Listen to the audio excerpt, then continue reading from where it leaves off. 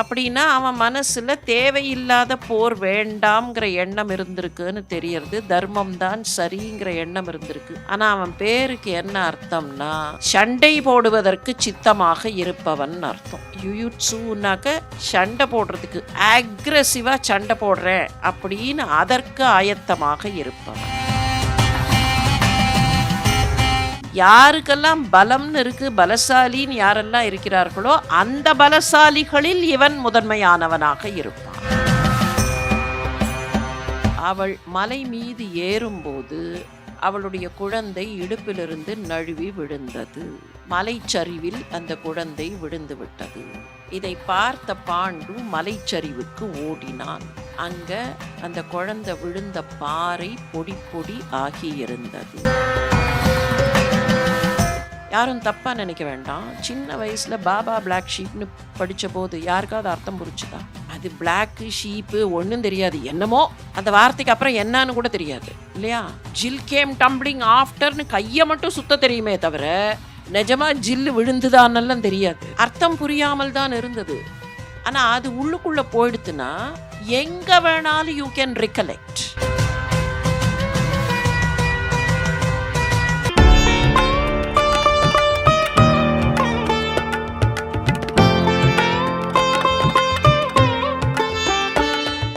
உலகம் யாவையும் தாமுளவாக்கலும் நிலைபெறுத்தலும் நீக்கலும் நீங்களா அலகிலா விளையாட்டுடையார் அவர் தலைவர் அன்னவர்க்கே ஷரண் நாங்களே. உலகெல்லாம் உணர்ந்து ஓதற்கரியவன் நிலவுலாவிய நீர்மலிவேணியன் அலகில் சோதியன் அம்பலத்தாடுவான் மலர் சிலம்படி வாழ்த்தி வணங்குவாம். குருர் பிரம்மா குருர் விஷ்ணு குருதேவோ மகேஸ்வரः குரு சாக்ஷாத் பரம் பிரம்ம தஸ்மை ஸ்ரீ குரவே நமக.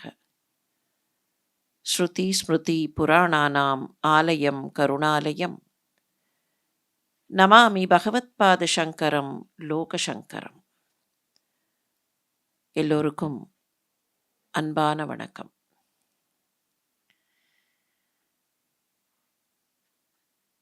பாண்டவர்கள் 5 பேர், கௌரவர்கள் 100 பேர். இவர்களுக்கிடையிலான சண்டைதான் மகாபாரதம் என்பதாக ஒரு நினைப்பு பரவலாக உண்டு. ஓரளவுக்கு அந்த நினைப்பு உண்மையும் கூட. குருக்ஷேத்திர போருக்கே பாரத போர் என்றுதான் பெயர். பாரத யுத்தம் பரத யுத்தம் என்றுதான் இந்திய நாடு தவிர மற்ற பகுதிகளிலே கூட அந்த போர் அழைக்கப்பட்டது, அழைக்கப்படுகிறது. 100 புதல்வர்கள் காந்தாரிக்கு பிறந்தார்கள் என்பதை தாண்டி காந்தாரிக்கு ஒரு மகளும் உண்டு. தவிர திருதராஷ்டிரனுக்கு இன்னொரு மகனும் உண்டு. காந்தாரி கருவுற்றிருந்தாள். 2 ஆண்டுகள் அவள் கருவுற்றிருந்த காலத்தில் அவளுடைய முதன்மை பணிப்பெண்ணாக இருந்த ஒருத்திக்கும் திருதராஷ்டிரனுக்கும் ஒரு மகன் பிறந்தான். அந்த மகனுக்கு யுயுட்சு என்று பெயர். நேரடியாக பாரதம் அந்த பெண்ணுடைய பெயரை சொல்லவில்லை, தாயின் பெயரை சொல்லவில்லை என்றாலும் பிற்காலத்தில் பல்வேறு மாற்றங்கள் ஆங்காங்கே வரிகள் சேர்க்கப்பட்ட நிலையில் அந்த பெண்ணுடைய பெயர் சுகதா என்பதாக சொல்லப்படுகிறது. திருதராஷ்டிரனுக்கும் சுகதாவுக்கும் பிறந்த மகன் யுயுட்சு. இதுல என்ன வேடிக்கைனா அந்த பேருக்கு என்ன அர்த்தம், யுயுட்சு அப்படிங்கிற அந்த பெயருக்கு என்ன பொருள்? அந்த பொருளை தேடுவதற்கு முன்னால் யுயுட்சு எப்படிப்பட்டவனாக இருந்தான் அப்படிங்கிறத கொஞ்சம் நினைச்சு பார்க்கலாம். கௌரவர்களில் ஒருவனாகத்தான் அவன் வளர்க்கப்பட்டான். பணிப்பெண்ணுடைய பிள்ளை என்பது தெரிந்திருந்தாலும் திருதராஷ்டிரனுடைய அரண்மனையில் கௌரவர்கள் கூட்டத்தோடு சேர்த்துத்தான் அவன் வளர்க்கப்பட்டான். ஆனாலும் கூட அவனுக்கு துரியோதனன் செய்த செயல்களும், துரியோதனனுடைய மற்ற தம்பிகள் பாண்டவர்களை எதிர்த்து பலவேறு செயல்களை செய்ததும் பிடித்தமில்லை. குருக்ஷேத்திர போரில் பாண்டவர்கள் பக்கம் சேர்ந்து கொண்டான் யுயுட்சு. அவனால் கௌரவர்கள் பக்கத்தில் இருக்க முடியவில்லை. தர்மத்திற்கு எதிராக திரும்பக்கூடாது என்கிற எண்ணம் கொண்டிருந்தவன். சொல்லப்போனால் 100 பேரில் ஒருவன் அப்படி இருந்தான், விகர்ணன் என்று பெயர். ஆனால் அந்த விகர்ணன் முழுமையாக பாண்டவர்கள் பக்கம் வந்துவிடவில்லை, வந்துவிட முடியவில்லை. யுயுட்சு பாண்டவர்கள் பக்கம் சேர்ந்து கொண்டான். சகுனியோடு போரிட்டான். தன்னுடைய திறமையான வில் சண்டையை வைத்துக்கொண்டு பல பேரை அவன் வீழ்த்தினான். அவன் மிக திறமையாக போரிட்டான் என்பதை யுதிஷ்டிரனும் மற்றவர்களும் பாராட்டுகிறார்கள். குருக்ஷேத்திர போர் நிறைவடைந்த போது உயிரோடு இருந்த 11 பேரில் யுயுட்சுவும் ஒருவன். ஒரே சமயத்தில் 7,20,000 பேரோடு போரிடக்கூடிய வல்லமை கொண்டவனாக இருந்தான். மகாரதிக்கள் என்று பெயர். இந்த மகாரதிக்கள் யாருன்னா, அந்த அக்ஷௌனி கால்குலேஷன் போட்டு பார்த்தோம்னா 7,20,000 பீப்புள் அவர்களோடு சண்டையிடக்கூடிய வல்லமை கொண்டவனாக இருந்தவன். தர்மத்தின் பக்கம் நிற்க வேண்டும் என்று நினைத்தவன். துரியோதனன் அனாவசியமாக சண்டை இழுக்கிறான் என்று கருதியவன். அப்படின்னா அவன் மனசுல தேவையில்லாத போர் வேண்டாம்ங்கிற எண்ணம் இருந்திருக்குன்னு தெரியறது. தர்மம்தான் சரிங்கிற எண்ணம் இருந்திருக்கு. ஆனால் அவன் பேருக்கு என்ன அர்த்தம்னா, சண்டை போடுவதற்கு சித்தமாக இருப்பவன் அர்த்தம். யுயுட்சுனாக்க சண்டை போடுறதுக்கு, அக்ரெசிவாக சண்டை போடுறேன் அப்படின்னு அதற்கு ஆயத்தமாக இருப்பவன்.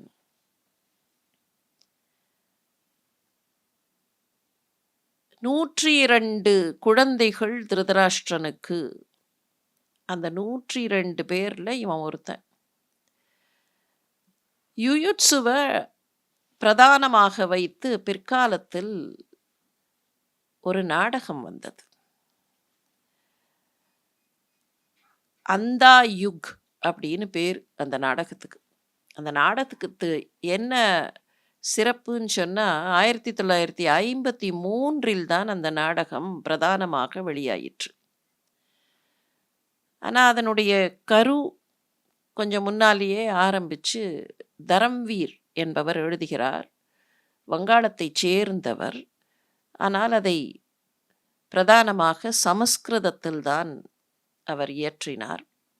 1953 அதை ரிலீஸ் பண்ணுறார். அதுக்கப்புறம் அது பலமுறை இங்கேயும் அங்கேயுமாக மேடையில் நடத்தப்படுகிறது. 1953க்கு முன்னால் ஒரு சின்ன பிட்ஸ் அண்ட் பீசஸாக அதை முழுமையான ஒரு வடிவத்துக்கு கொண்டு வராமல் சின்ன பிட்ஸ் அண்ட் பீசஸ். அந்த பிட்ஸ் அண்ட் பீசஸில் கூட யுயுட்சு தான் பிரதான கேரக்டர். யுயுட்சு ரொம்ப நின்று வருத்தப்படுவான். சண்டை போட்டு என்ன பிரயோஜனம், போர் செய்து என்ன பிரயோஜனம், இதில் யார் லூசர், யார் வெற்றி பெற்றார்கள்னு கேட்பான். வெற்றி பெற்றவர்கள்னு நினைக்கிறோமே, அவர்கள் பக்கத்தில் எவ்வளவு சேதம். வெற்றி பெற்றவர்கள்னு நாம் நினச்சிடுறோம். ஆனால் எப்படியெல்லாம் சேதம் வெற்றி பெற்றவர்களுக்கு வருகிறது அப்படின்னு சண்டையினுடைய கடைசி நாள், அந்த அந்தா யுக் அப்படிங்கிற அந்த பிளேயே த 18th டே ஆஃப் தி வார் தான். அதில் பேஸ் பண்ணது தான். பேஸ் பண்ணி அவன் ரொம்ப வருத்தத்தோட வெற்றி பெற்றவர்கள்னு நினைக்கிற சமயத்தில் அஸ்வத்தாமன் பிரம்மாஸ்திரத்தை போட்டுட்டானே. யார் மேலே? வெற்றி பெற்றவர்களாக கருதப்படுபவர்கள் அவர்களுடைய சந்ததி மேலேன்னா, அப்போ அந்த சந்ததியை இழந்து யார் ஜெயித்தார்கள்னு நினைக்கிறோமோ அவர்களும் வருத்தத்தில் தானே அப்படிங்கிற மாதிரி யூட்சு பேசுவான். ஆக்சுவலாக அந்த ப்ளே எதை பேஸ் பண்ணதுன்னா நாட் ஒன்லி மகாபாரதம். கிருஷ்ணர் வந்து அதில் ஒரு கேரக்டர். ஆனால் கிருஷ்ணர் வரவே மாட்டார், சீனில் வரவே மாட்டார். சீனில் வரமாட்டார். அவர் வந்து கிருஷ்ணரை நம்பினால் கடைசியில் கிருஷ்ணர் தான் கதி அப்படிங்கிற மாதிரி அந்த ப்ளே போகும். ஜவஹர்லால் நேரு அந்த ப்ளேவை வந்து போய் பார்த்து அதை ஸ்லாகித்தாருங்கிறது மாத்திரமில்ல, அதை வைத்து நிறைய டிஸ்கஸ் பண்ணதாக ஒரு பதிவு இருக்கு.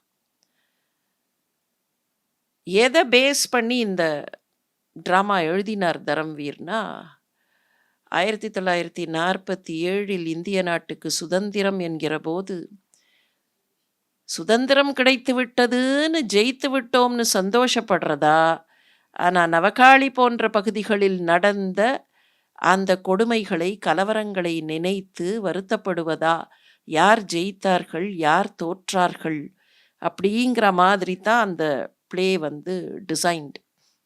அதில் யுயுட்சு நின்று பேசுகிற மாதிரி யுயுட்சுவை ஒரு பிரதான கேரக்டராக விதுரரும் யுயுட்சுவும் நின்று பேசுவது மாதிரி பண்ணியிருப்பார் தரம்வீர். அவ்வளவாக பெயர் வெளியில் தெரியாத ஒரு யுயுட்சு, ஆனால் தர்மத்திற்காக நின்ற யுயுட்சு. மகாபாரதத்தை பொறுத்த வரைக்கும் எல்லா வகையான மனிதர்களையும் பார்க்கலாம். அதுதான் பாரதத்தினுடைய சிறப்பு. காந்தாரிக்கு 100 பிள்ளைகள் என்று ஒரு பக்கம் பார்த்தால், இன்னொரு பக்கம் பாண்டு புத்திரர்களாக 5 பேர். யுதிஷ்டிரனுடைய பிறப்பை ஏற்கனவே பார்த்தோம் போன முறை. தர்மபுத்திரனாக யுதிஷ்டிரன் பிறந்திருக்க பாண்டுவுக்கு இன்னொரு மகன் வேண்டும் என்கிற ஆசை வந்தது.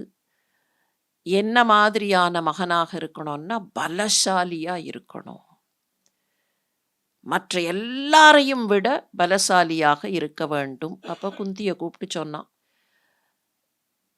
பலசாலியான ஒரு மகன் வேண்டும் என்று ஆசைப்படுகிறேன். எனவே வீசினாலே தன்னுடைய பலத்தை காட்டக்கூடிய வாயுதேவனை நீ வரவழைக்க வேண்டும்னு அவன் தான் ஐடென்டிஃபை பண்ணி சொல்கிறான்.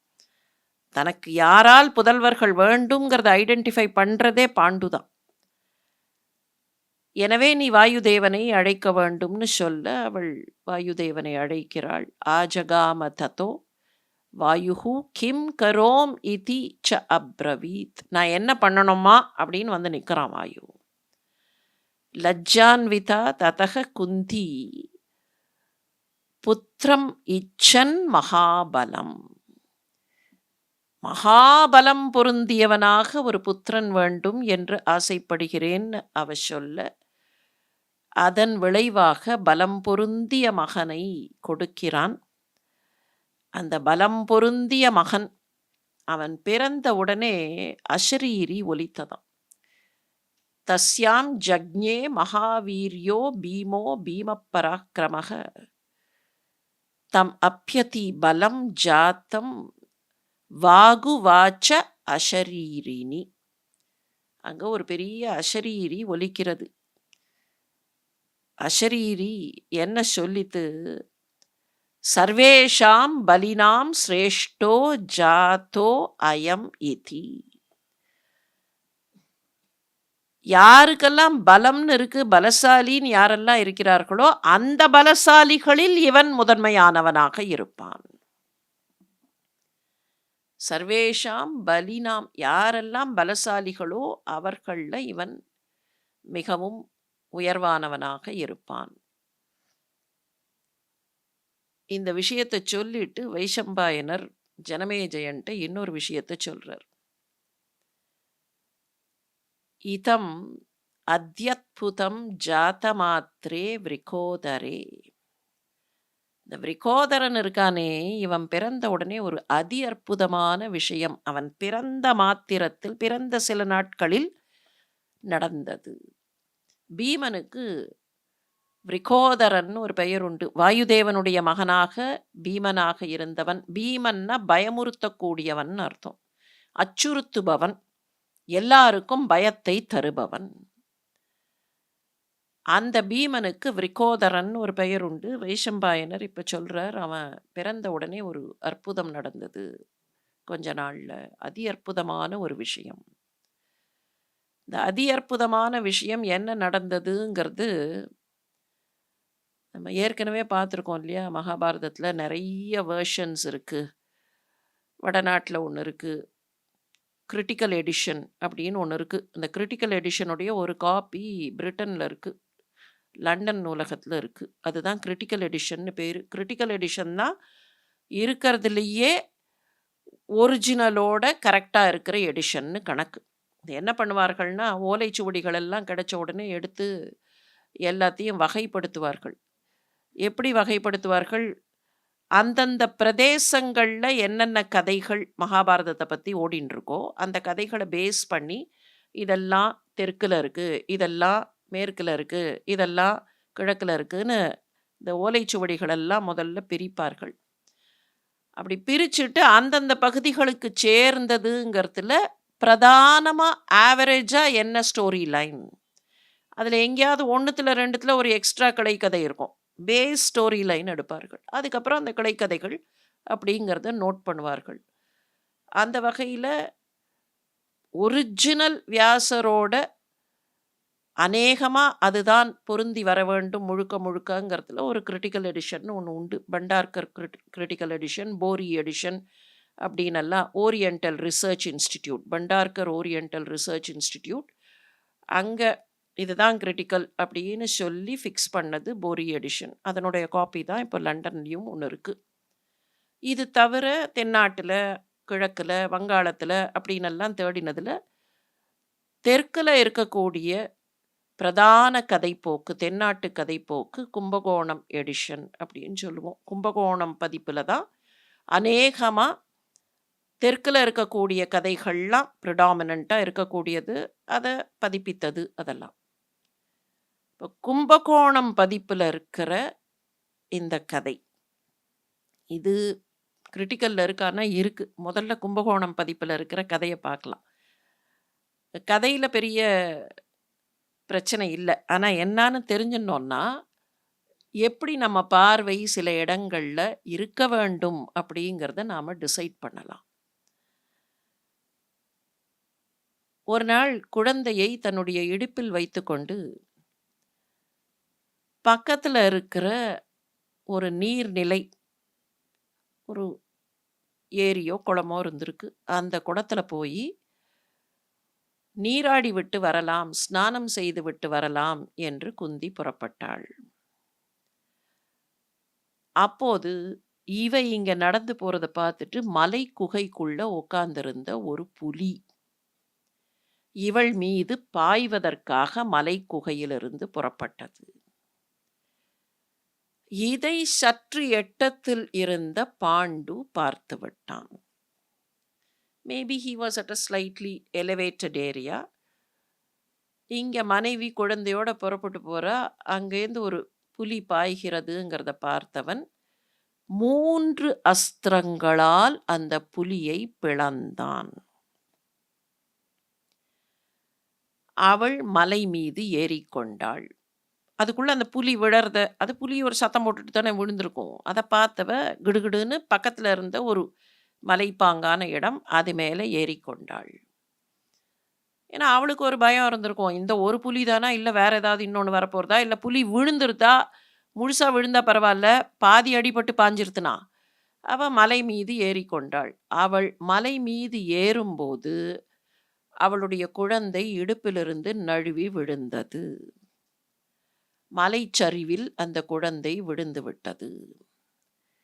இதை பார்த்த பாண்டு மலைச்சரிவுக்கு ஓடினான். அங்க அந்த குழந்தை விழுந்த பாறை பொடி பொடி ஆகியிருந்தது.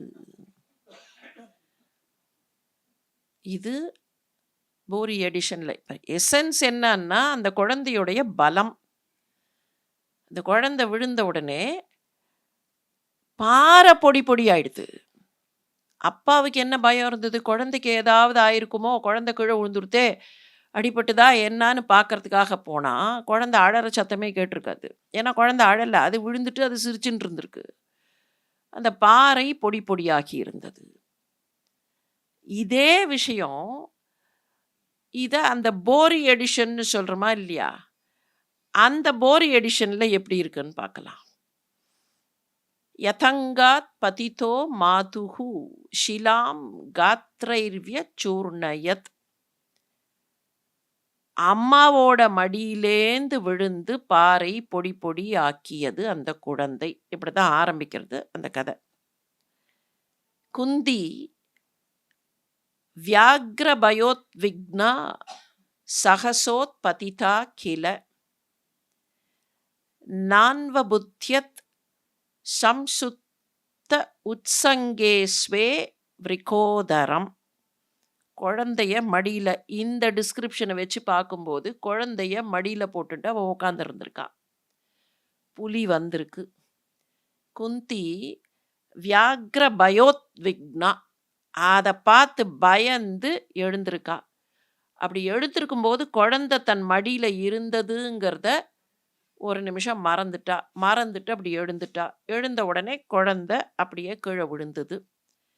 ததக ச வஜ்ரசங்காத, வஜ்ரம் போன்ற உறுதி பெற்ற அந்த குழந்தையின் உடல், வஜ்ரசங்காதக குமாரோ ஞபதத் கிரௌ பததா தேன ஷததா ஷிலா காத்ரைர்வி சூர்ணிதா.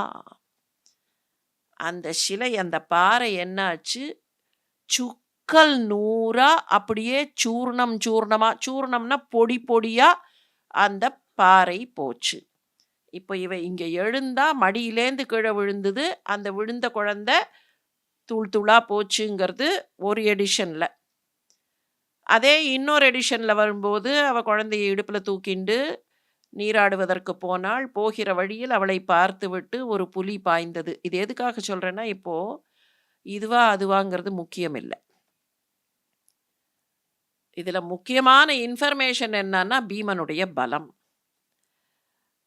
ஆனா அதே சமயத்துல ஒரு கதை ஓரிடத்திலிருந்து இன்னொரு இடத்திற்கு வரும்போது, சொல்லப்படும்போது, அதுல கொஞ்சம் சுவாரஸ்யம், கொஞ்சம் ஸ்க்ரீன் பிளே சேர்ந்திருக்கும். நீங்க யாரோ ஒருத்தர் எழுந்தார், போனார் அப்படின்னு சொன்னா, "குழந்தை மடியில கிடந்தது கூட தெரியாம எழுந்துட்டாளா?" அப்படின்னு ஒரு கேள்வி வரலாம். அத இன்னும் கொஞ்சம் சுவாரஸ்யமா மாத்துறதுக்கு, இல்ல அதுக்கு இன்னும் கொஞ்சம் ஒரு எமோஷன் குடுக்கறதுக்கு, ஒரு சென்சேஷனலைஸ் பண்றதுக்கு அவ எழுந்து போனா, போயின்னு இருக்கிறச்சே ஒரு புலி பாஞ்சு வந்தது. இப்போ பல விஷயங்கள் அந்த மாதிரி தான் கதையில் சேர்க்கப்பட்டிருக்கின்றன. ஆனா பேஸ் இன்ஃபர்மேஷன், அந்த குழந்தையின் பலம் என்பது மாறல.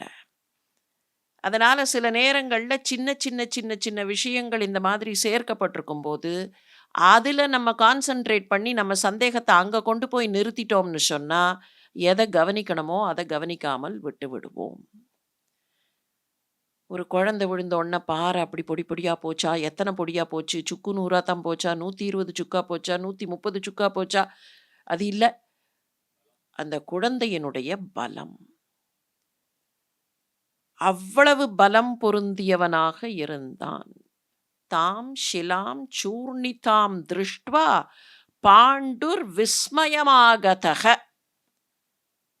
அந்த குழந்தை அப்படி விழுந்து தூள் தூளா போயிருக்கு அந்த பாறைன்னு பார்த்தோன்ன, பாண்டு அப்படியே அதிசயப்பட்டு போய் நின்னான். இந்த குழந்தையோட பலம் எப்பேற்பட்ட பலம்!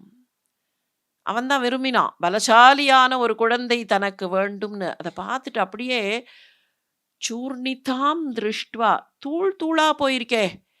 அப்படிங்கிறத பார்த்துட்டு ஆச்சரியப்பட்டு நின்றான். சரி, இந்த பீமன் என்றைக்கு பிறந்தான்?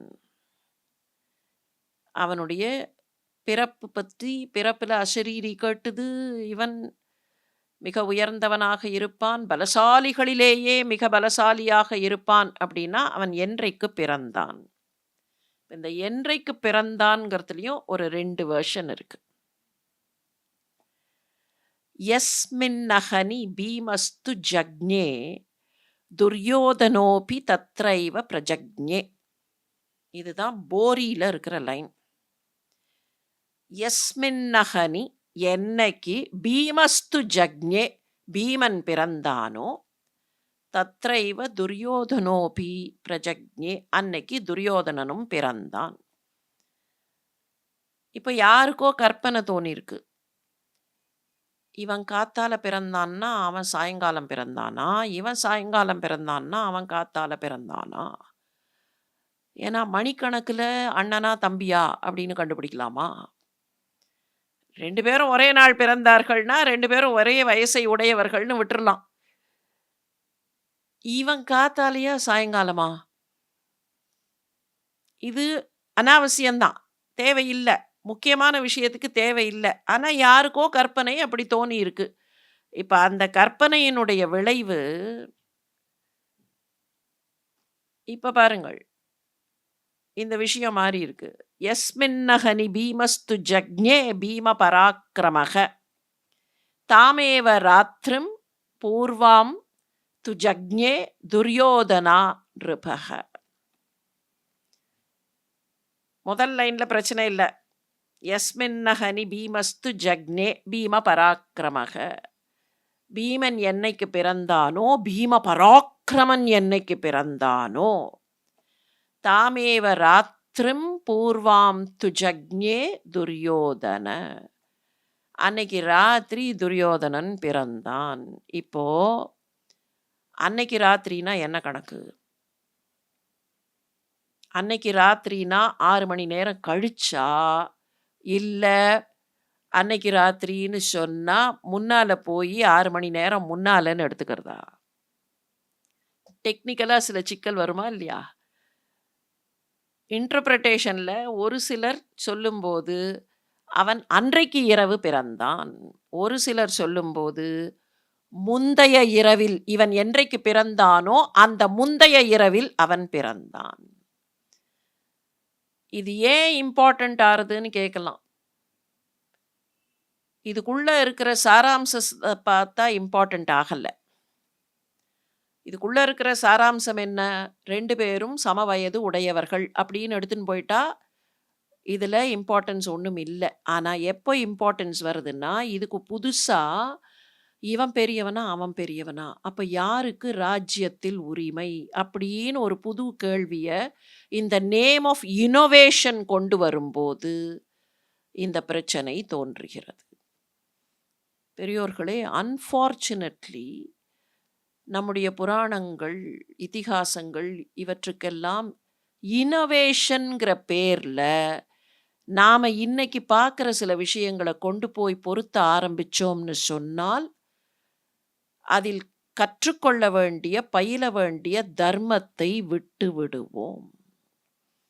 அந்த ஆபத்து வந்துடும். யாருக்கு உரிமை?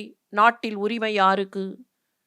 திருதராஷ்டிரன் தானே மூத்தவன், மூத்தவனுடைய மகனாக இருக்கிற துரியோதனனுக்கு தானே. அப்படின்னா இதுக்கு ஆன்சர் ஏற்கனவே பாரதத்தில் நாம் பார்த்துருக்கோம். யுதிஷ்டிரன் தான் இந்த தலைமுறையில் மூத்தவன், எனவே அவனுக்குத்தான் அரசுன்னு திருதராஷ்டிரனே சொல்கிறத பார்த்துருக்கோம்.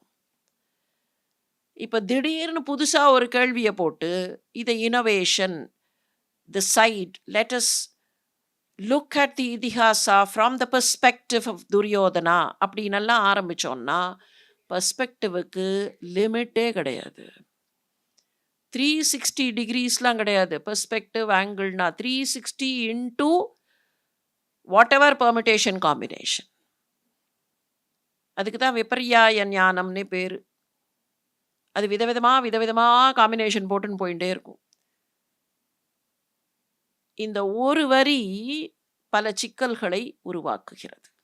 யாரோ ஒருத்தர் கற்பனையில் நினச்சிருக்கார், தப்பு இல்லை. ஆனால் இதை பிரதானமாக நாம் எடுத்துக்க போனோம்னு சொன்னால், ஏன்னா இந்த கேள்வியை ஏன் இங்கே அலச வேண்டி வருகிறதுன்னா, போன மாதம் நாம் சிந்தித்த சிலவற்றினுடைய விளைவாக சில வினாக்களை சில பேர் எழுப்பினார்கள், தப்பு இல்லை.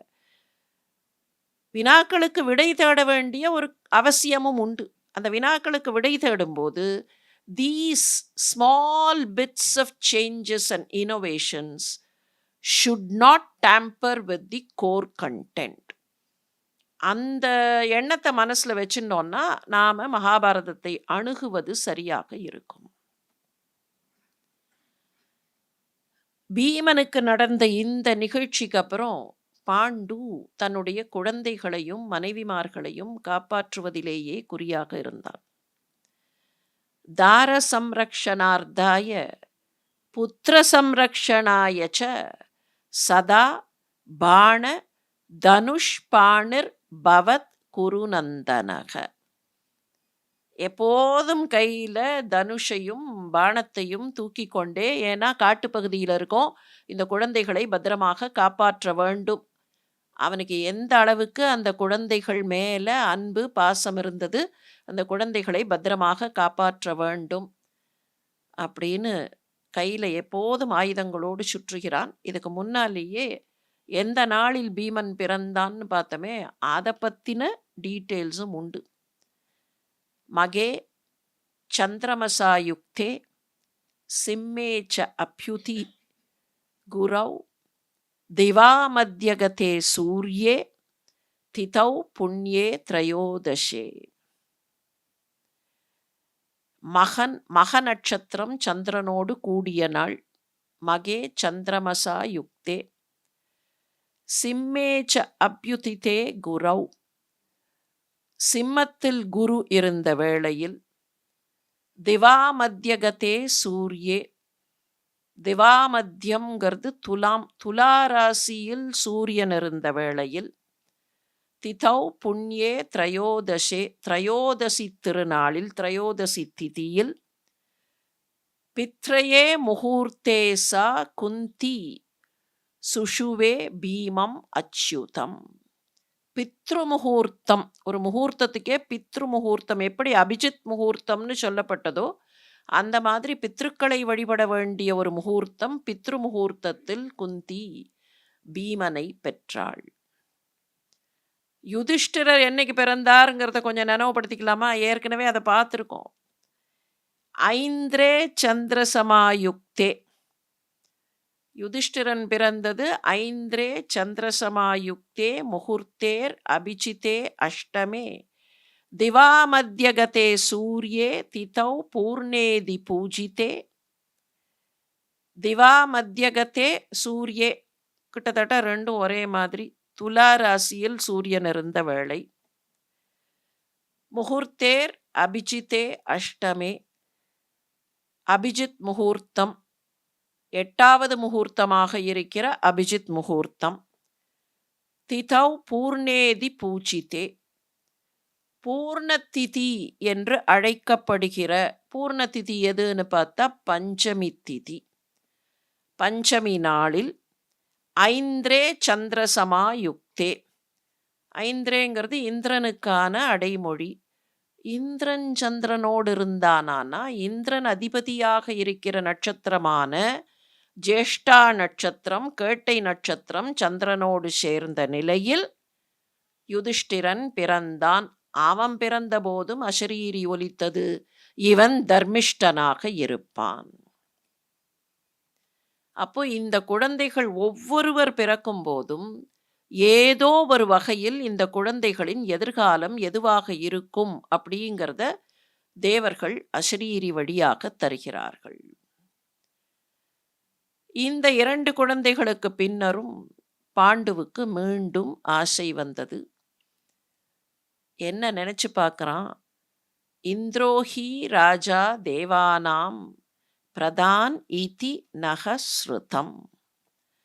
நான் கேள்விப்பட்டிருக்கேன், நான் செவியுற்றிருக்கிறேன்.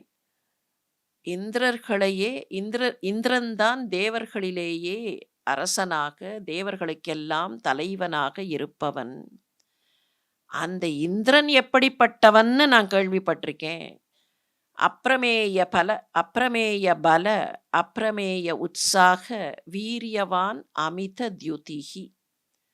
அவன் மிகச்சிறந்த வீரன். அவனுடைய பலத்தை அளவிட முடியாது. அப்ரமேய பல, அப்ரமேய உற்சாக, நல்ல ஆற்றல் பொருந்தியவன், உற்சாகமான ஆற்றல் பொருந்தியவன். வீரியவான் அமித தியுதிஹி, ஒளிமிக்கவனாக இருப்பவன் அந்த இந்திரனை இப்போது நான் மகன் கேட்கப் போகிறேன். தம் தோஷயித்வா தபசா புத்திரம் லப்ஸ்யே மகாபலம். இந்திரனை நினைத்து நான் தவம் செய்யப் போகிறேன். அந்த தவத்தின் பயனாக எனக்கு நல்ல மகனை, இந்திரனை போன்ற மகனை கேட்கப் போகிறேன். எல்லாரிலும் மேம்பட்டவனாக, எல்லாரையும் வெல்லக்கூடியவனாக, எப்படி தேவர்களுக்கு இந்திரன் தலைவனாக இருக்கிறானோ அப்படி தலைமைத்தன்மை கொண்டவனாக ஒரு மகனை நான் கேட்கப் போகிறேன். சொல்லிட்டு தனக்குத்தானே ஒன்று சொல்லிக்கிறான். கர்மணா மனசா வாச்சா தஸ்மாத் தப்ஸ்யே மகத் தபக. என்னுடைய செயல்களாலும் என்னுடைய மனசாலும் என்னுடைய வாக்காலும் நான் இப்போது கடுமையான தவம் செய்யப் போகிறேன். கர்மணா மனசா வாச்சா மகத் தபக. நான் உக்கிரமான தவம் செய்யப் போகிறேன்னு சொல்லிட்டு குந்திக்கும் கட்டளையிடுகிறான். நீ இந்திரியங்களையெல்லாம் கட்டுப்படுத்தி தவம் செய்ய வேண்டும். மங்கள விரதம் இரு. இந்த மங்கள விரதத்தின் பயனாக, நான் இருக்கிற தவத்தின் பயனாக நமக்கு இந்திரன் வழியாக ஒரு மகன் வேண்டும். இவன் எவ்வளவு தபஸ் பண்ணாங்கிறதுக்கு ஒரு டிஸ்கிரிப்ஷன். மகாபாகுர் ஏகபாதஸ்திதோ உக்ரம் ச தப ஆஸ்தாய. ஒத்த காலில் நின்று தபஸ் பண்ணானாம். பாண்டு தவம் செய்கிறான். ஒத்த காலில் நின்று இந்திரனை நினைத்து தியானித்து, இந்திரனையே நினைத்து தனக்கு என்ன வேண்டும் என்று கேட்டு தவம் செய்கிறான். இந்திரன் எதிரில் பிரத்யக்ஷமாகிறான். என்ன வேணும்னு கேட்குறான். இல்லை, எனக்கு உன் வழியாக ஒரு மகன் வேண்டும். கவலைப்படாதே, 3 லோகங்களிலும் பெயர் பெற்றவனாக, நல்லவர்களுக்கு நன்மை செய்பவனாக, எதிரிகளுக்கு துன்பம் தருபவனாக, சுற்றத்தாரையெல்லாம் மகிழ்விப்பவனாக, பகைவர்களை அழிப்பவனாக ஒரு புத்திரன் உனக்கு பிறப்பான். இந்திரன் இதை சொல்லிட்டு போயிட்டான். குந்திக்கிட்ட வந்தான் பாண்டு. இந்திரன் வருகிறேன் என்று வாக்கு கொடுத்திருக்கிறான். அவன் வழியாக மகன் கிடைக்கும். நீ இந்திரனை அழை. அதா ஜகாம தேவேந்திரோ ஜனயாமாச ச அர்ஜுனம். இதற்கு பின்னர்தான் இந்திரன் வழியாக அர்ஜுனன் பிறக்கிறான். உத்தராபியாம் து பூர்வாபியாம் பல்குணனீபியாம் ததோ திவா. உத்தர பல்குனி நட்சத்திரமும் பூர்வ பல்குனி நட்சத்திரமும் சேருகிற தருணத்தில் பங்குனி மாதத்தில் தோன்றினான் அர்ஜுனன்.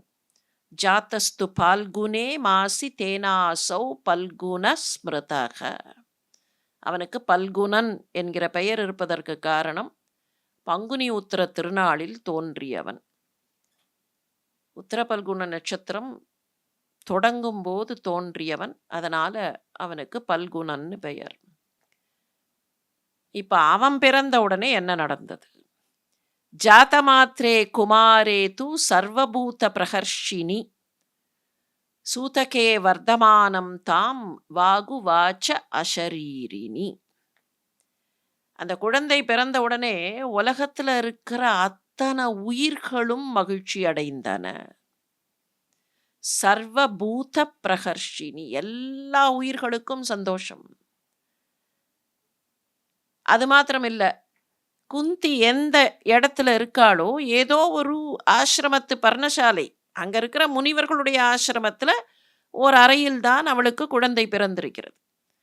அந்த அறையில சூதகே வர்த்தமானம், அவ இருக்கக்கூடிய அந்த சூதக அறையில் அஷரீரி ஒலிக்கிறது. மகாகம்பீர நிர்கோஷா நபோ நாதயதி ததா. நல்ல வானம் வரைக்கும் கேட்குற மாதிரி, நடுவுல இருந்து அப்படி வானத்துல ஓங்கி வானம் முழுவதையும் நிறைப்பது போல நபோ நாத அதீததா. அப்படியே நபோ நபாங்கிறது வானத்தை சொல்லக்கூடியது. வானம் முழுக்க அந்த ஒலி கேட்கிறது. எப்படிப்பட்ட சத்தம்னா, மகாகம்பீர நிர்கோஷா. நல்ல கம்பீரமா ஓங்கின அந்த குரல். ஆசிரமத்துல இருந்த எல்லாருக்கும் கேட்கிறது. காட்டு பகுதியில இருந்த எல்லாருக்கும் கேட்கிறது அந்த குரல். ஸ்ருண்வதாம் சர்வபூதானாம் தேஷாம் ச ஆசிரமவாசினாம். அந்த பகுதியில இருந்த எல்லாருக்கும் அந்த குரல் கேட்கிறது. அந்த குரல் குந்திய பார்த்து சொல்றது. கார்த்தவீரிய சமக குந்தி சிவ துல்லிய பராக்கிரமக. குந்தி, இந்த பிள்ளை இருக்கானே, உனக்கு பிறந்திருக்கிற இந்த குழந்தை கார்த்தவீரியனுக்கு சமமானவனாக இருப்பான். சிவனுக்கு நிகராக இருப்பான். கார்த்தவீரிய சமக சிவ துல்லிய பராக்கிரமக. சிவனுக்கு நிகராக, சிவபெருமானுக்கு எவ்வளவு பராக்கிரமமோ அந்த பராக்கிரமம் கொண்டவனாக இருப்பான். ஏஷ சக்ர இவா ஜெய்யோ யசஸ்தே பிரதயிஷ்யதி. சக்கரன்னா இந்திரன். இந்திரனை எப்படி மற்றவர்களால் ஜெயிக்க முடியாதோ, சக்கர இவா ஜெய்யோ, மற்றவர்களால் அவனை எப்படி ஜெயிக்க முடியாதோ அந்த மாதிரி இவனையும் வேறு யாராலும் வெல்ல முடியாது. அதித்யா விஷ்ணுனா பிரீத்தியர்த்தா அபூதபி வர்திதா ததா விஷ்ணு சமக பிரீத்திம் வர்தயிஷ்யதி தே அர்ஜுனக. அதித்யா விஷ்ணுனா பிரீத்தியர்த்தா. அதிதிக்கு விஷ்ணு எப்படி மகிழ்ச்சியை கொடுத்தாரோ, வர்திதா மகிழ்ச்சியை எப்படி வளரச் செய்தாரோ, அந்த மாதிரி உனக்கு பிறந்திருக்கிற இந்த அர்ஜுனன் உனக்கு மகிழ்ச்சியை வளரச் செய்வான். அதிதிக்கு மகனாக பிறந்தபோது, வாமனன் மகனாக பிறந்து உபேந்திரனாக வளர்ந்தபோது, அந்த குழந்தையை பார்த்து எப்படி அதிதிக்கு மகிழ்ச்சி அப்படியே கரை புரண்டு ஓடித்தோ, அந்த மாதிரி அம்மா இந்த குழந்தையினால குந்தி உனக்கு அவன் மகிழ்ச்சியை வளர்ப்பான்.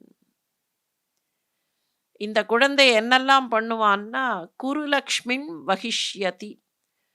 குருகுலத்தினுடைய ஐஸ்வர்யத்தை அவன் மீட்டு கொடுப்பான். குருகுலத்தினுடைய ஐஸ்வர்யம் கொஞ்சம் கொஞ்சமா குறைஞ்சு போயிருக்கே, அதை அவன் மீட்டு கொடுப்பான். என்னெல்லாம் பண்ணுவான்? ஏஷ மத்ரான் வசே கிருத்வா குரும்ஷ்ச சக சோமகைஹை சேதி காஷி கருஷாம்ஷ்ச குருலக்ஷ்மிம் வகிஷ்யதி. இவன் என்ன பண்ணுவான்? மத்ரர்களை வசப்படுத்துவான். மத்ர நாட்டு பகுதியை வசப்படுத்துவான். சேதி நாட்டை வசப்படுத்துவான். காசி நாட்டை வசப்படுத்துவான். கருஷர்களை வசப்படுத்துவான். இவர்களையெல்லாம் வென்று குருகுலத்தினுடைய ஐஸ்வர்யத்தை இவன் மீட்டுக் கொடுப்பான். இவ்வளவு நாழி அசரீரியான்னு பார்க்கிறீர்களா? இன்னும் முடியல. ஏதஸ்ய புஜவீர்யேண காண்டவே ஹவ்யவாகனக மேதசா சர்வபூதானாம் திருப்திம் யாஸ்யதி வைபராம். ஏதஸ்ய புஜவீர்யேண, இவனுடைய புஜவீரியத்தால், இவனுடைய கை செய்யக்கூடிய செயலால், இவனுடைய கை பராக்கிரமத்தால், ஹவ்யவாகனக காண்டவே, காண்டவத்தில், காண்டவ பகுதியில் அக்னிக்கு சர்வபூதானாம் மேதசாம் திருப்திம், எல்லா உயிர்களின் கொழுப்பையும் தசையையும் அக்னி உண்டு திருப்தி அடைவான். எங்க காண்டவ தகனம் எப்ப நடக்க போறது அதை பத்தின செய்தி இங்க வருது. கிராமணீஷ்ச மஹீபாலானேஷ ஜித்வா மகாபலக. இவன் என்ன பண்ணுவான்? பல அரசர்களை வெல்லுவான். மஹீபாலானேஷ ஜித்வா, மகாபலம் பொருந்திய இவன் பல அரசர்களை வெல்லுவான். அது மாத்திரமில்ல, தன்னுடைய சகோதரர்களோடு சேர்ந்து பிராத்ருபிகி சகிதோ வீரஸ்திரீன் மேதா நாஹரிஷ்யதி, 3 அஸ்வமேதங்களை செய்வான். தன்னுடைய சகோதரர்களோடு இணைந்து கொண்டு 3 அஸ்வமேத யாகங்களை செய்வதற்கு இவன் துணை நிற்பான். அது மாத்திரமில்ல குந்தி, அந்த குரல் குந்தின்னு கூப்பிட்டு சொல்றது, ஜாமதக்ஞ சமக விஷ்ணு துல்லிய பராக்கிரம. அங்க என்ன சொல்லித்து முதல்ல? சிவதுல்லிய பராக்கிரம. இப்போ விஷ்ணு துல்லிய பராக்கிரம. ஜாமதக்ஞ சமக. ஜமதக்னியின் மகன் இருக்காரே, அந்த மகனுக்கு சமமானவனாக, பரசுராமனுக்கு சமமானவனாக, விஷ்ணுவுக்கு நிகரானவனாக, ஏஷ வீரியவதாம் சிரேஷ்டோ பவிஷ்யதி, இவன் வீரர்களிலேயே மிகவும் சிறப்புற்று திகழ்வான். ஏஷ யுத்தே மகாதேவம் தோஷயிஷ்யதி சங்கரம், இவன் சண்டையில் சங்கரருக்கு மகிழ்ச்சியை கொடுப்பான். சிவனுக்கு இவன் மகிழ்ச்சியை கொடுப்பான். மகாதேவம் சங்கரம் தோஷயிஷ்யதி. அப்படி மகிழ்ச்சியை கொடுக்கறதுனால என்ன நடக்கும்னா, அஸ்திரம் பாசுபதம் நாம தஸ்மாத் துஷ்டாத் அவாப்ஸ்யதி. அப்போது சங்கரர் இவனுக்கு பாசுபதம் என்கிற பெயர் கொண்ட ஆயுதத்தை கொடுப்பார். நிவாத கவச்சா நாம தைத்யா விபுத வித்விஷக சக்ராக்ஞயா மகாபாகுஸ்தான் வதிஷ்யதி தே சுதக. உன்னுடைய மகன் தே சுதக நிவாத கவச்சா நாம தைத்யா விபுத வித்விஷக. நிவாத கவச்சர்கள் என்கிற பெயர் கொண்ட தைத்தியர்கள், அரக்கர்கள். அந்த அரக்கர்கள் பலசாலிகள். அவர்களை இந்திரனுடைய ஆணையினால் சக்ர ஆக்ஞா மகாபாகுஸ்தான் வதிஷ்யதி, இவன் நிவாத கவச்சர்களை அழிப்பான். ததா திவ்யானி ச அஸ்திராணி நிகிலேனா ஹரிஷ்யதி விப்ரநஷ்டாம் ஸ்ரீயம் சாயமாஹர்தா புருஷ ரிஷப. அதனால் இவனுக்கு நிறைய திவ்ய அஸ்திரங்கள் கிடைக்கும். நிவாத கவச்சர்கள் தேவர்களுக்கு எதிரானவர்கள். அவர்களை அழிக்கும் போது இவனுக்கு நிறைய திவ்ய அஸ்திரங்கள் கிடைக்கும். இவன் உங்கள் குலத்தினுடைய ஐஸ்வர்யத்தை எல்லாம் மீட்டும் கொடுப்பான். இந்த அசரீரி சொல்றதை எல்லாரும் கேட்டுக்கொண்டிருக்கிறார்கள். சரி, யாரெல்லாம் கேட்டார்கள்? ஆசிரமத்தில் இருந்தவர்கள் கேட்டார்கள், காட்டில் இருந்த உயிர்கள் காதில் விழுந்தது. அது மாத்திரமில்லை, அர்ஜுனன் பிறந்தபோது யாரெல்லாம் அங்கே அர்ஜுனனை பார்ப்பதற்கு குழுமினார்கள்? யாரெல்லாம் அர்ஜுனனை பார்ப்பதற்கு குழுமினார்கள்? அர்ஜுனன் பிறந்து விட்டான்கிற செய்தி ஹஸ்தினாபுரத்துக்கு போச்சா? அங்கேருந்து பீஷ்மர் வந்தாரா? அங்கேருந்து மற்றவர்கள்லாம் வந்தார்களா? யாரெல்லாம் குழுமினார்கள்? ஒரு பெரிய லிஸ்ட் இருக்கு. சாதாரண லிஸ்ட் இல்லை, பெரிய லிஸ்ட். காத்ரவேயா வைனதேயா கந்தர்வா அப்சரஸ்ததா பிரஜானாம் பதய சர்வே சப்தச்சைவ மகர்ஷய. பிரஜாபதிகளெல்லாம் குழுமினார்கள். வைனதேயனை சேர்ந்தவர்கள் குழுமினார்கள். கந்தர்வர்கள் குழுமினார்கள். அப்சரசுகள் வந்தார்கள். இதோட சொல்லி நிறுத்திக்கல. இப்படி சொன்னா பொத்தாம் பொதுவா இருக்கு. Everybody came, lot of people came, everybody came. அப்படின்னா அந்த எவ்ரிபடியில் ஒவ்வொருத்தரா தேடி தேடி தன்னோட பேர் இருக்கான்னு தேடி இருப்பார்களா இல்லையா? இப்போ ஒரு பெரிய லிஸ்ட் வருது. சப்தரிஷிகள் வந்தார்கள்.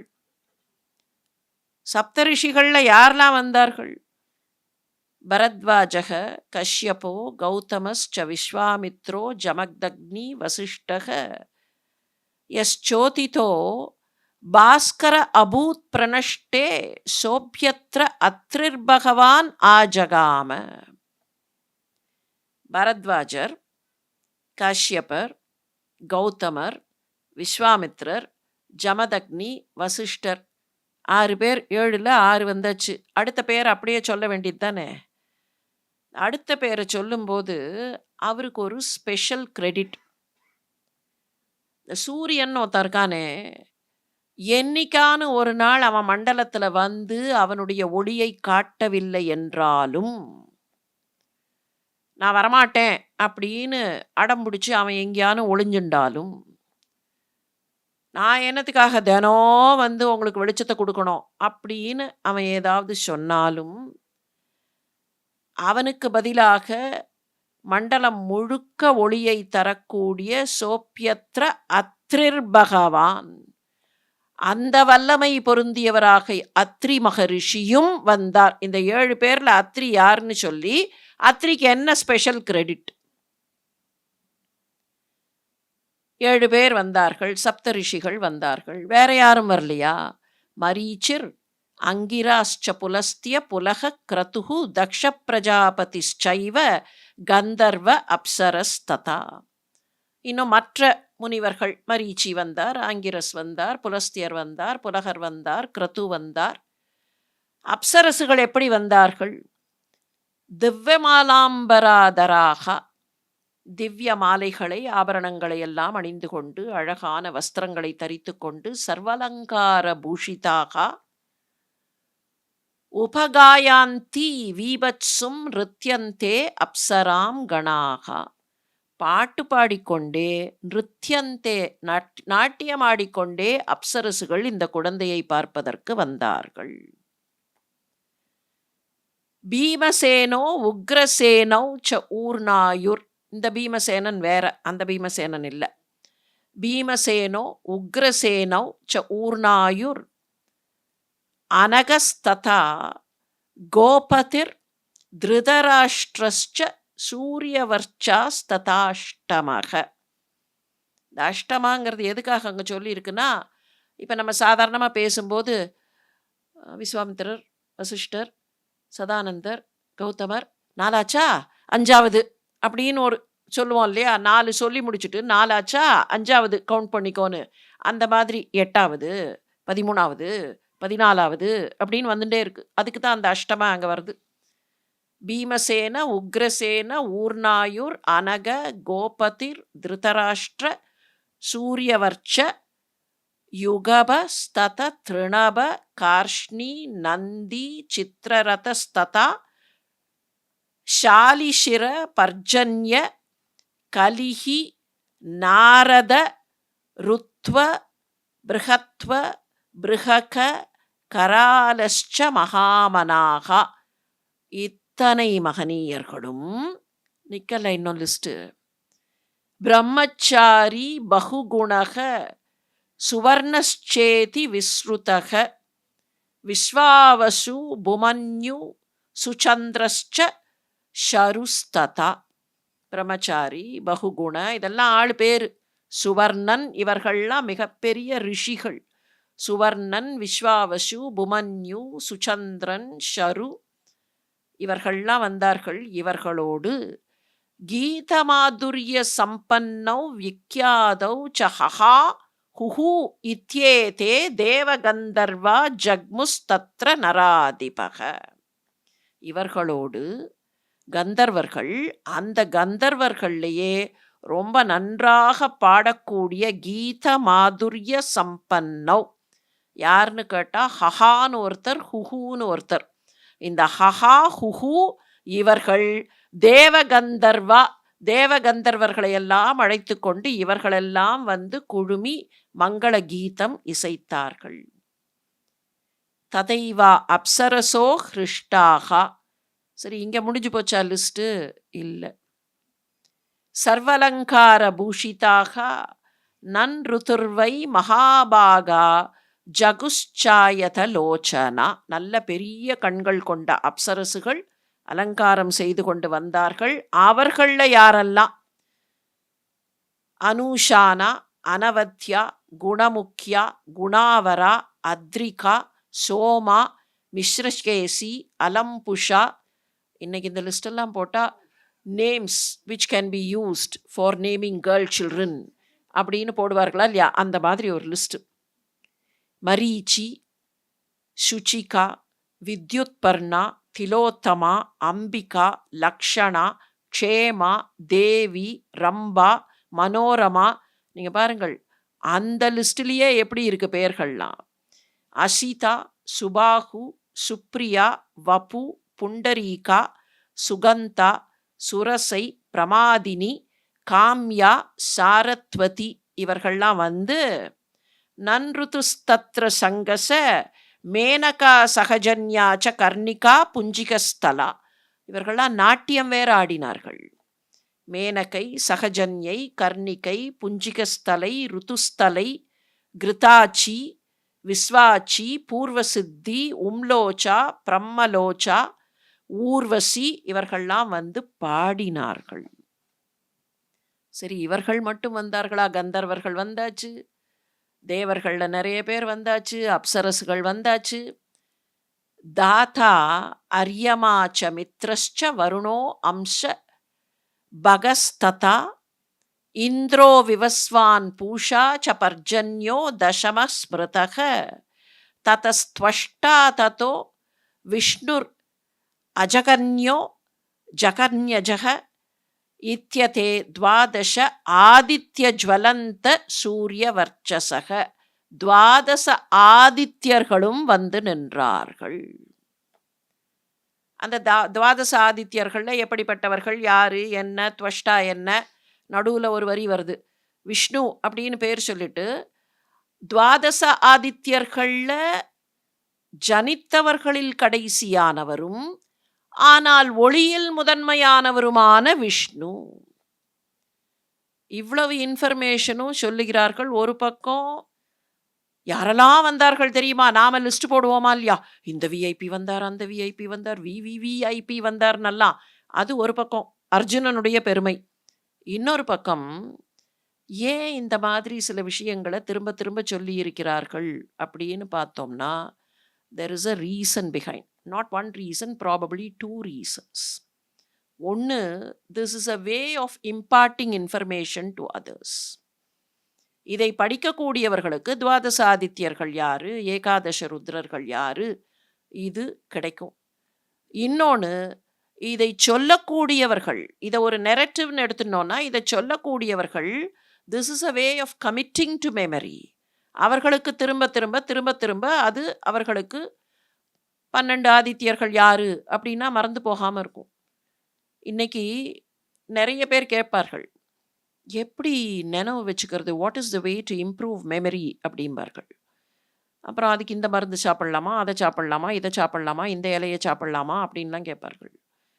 There is only one way to increase memory. Repeated commitment.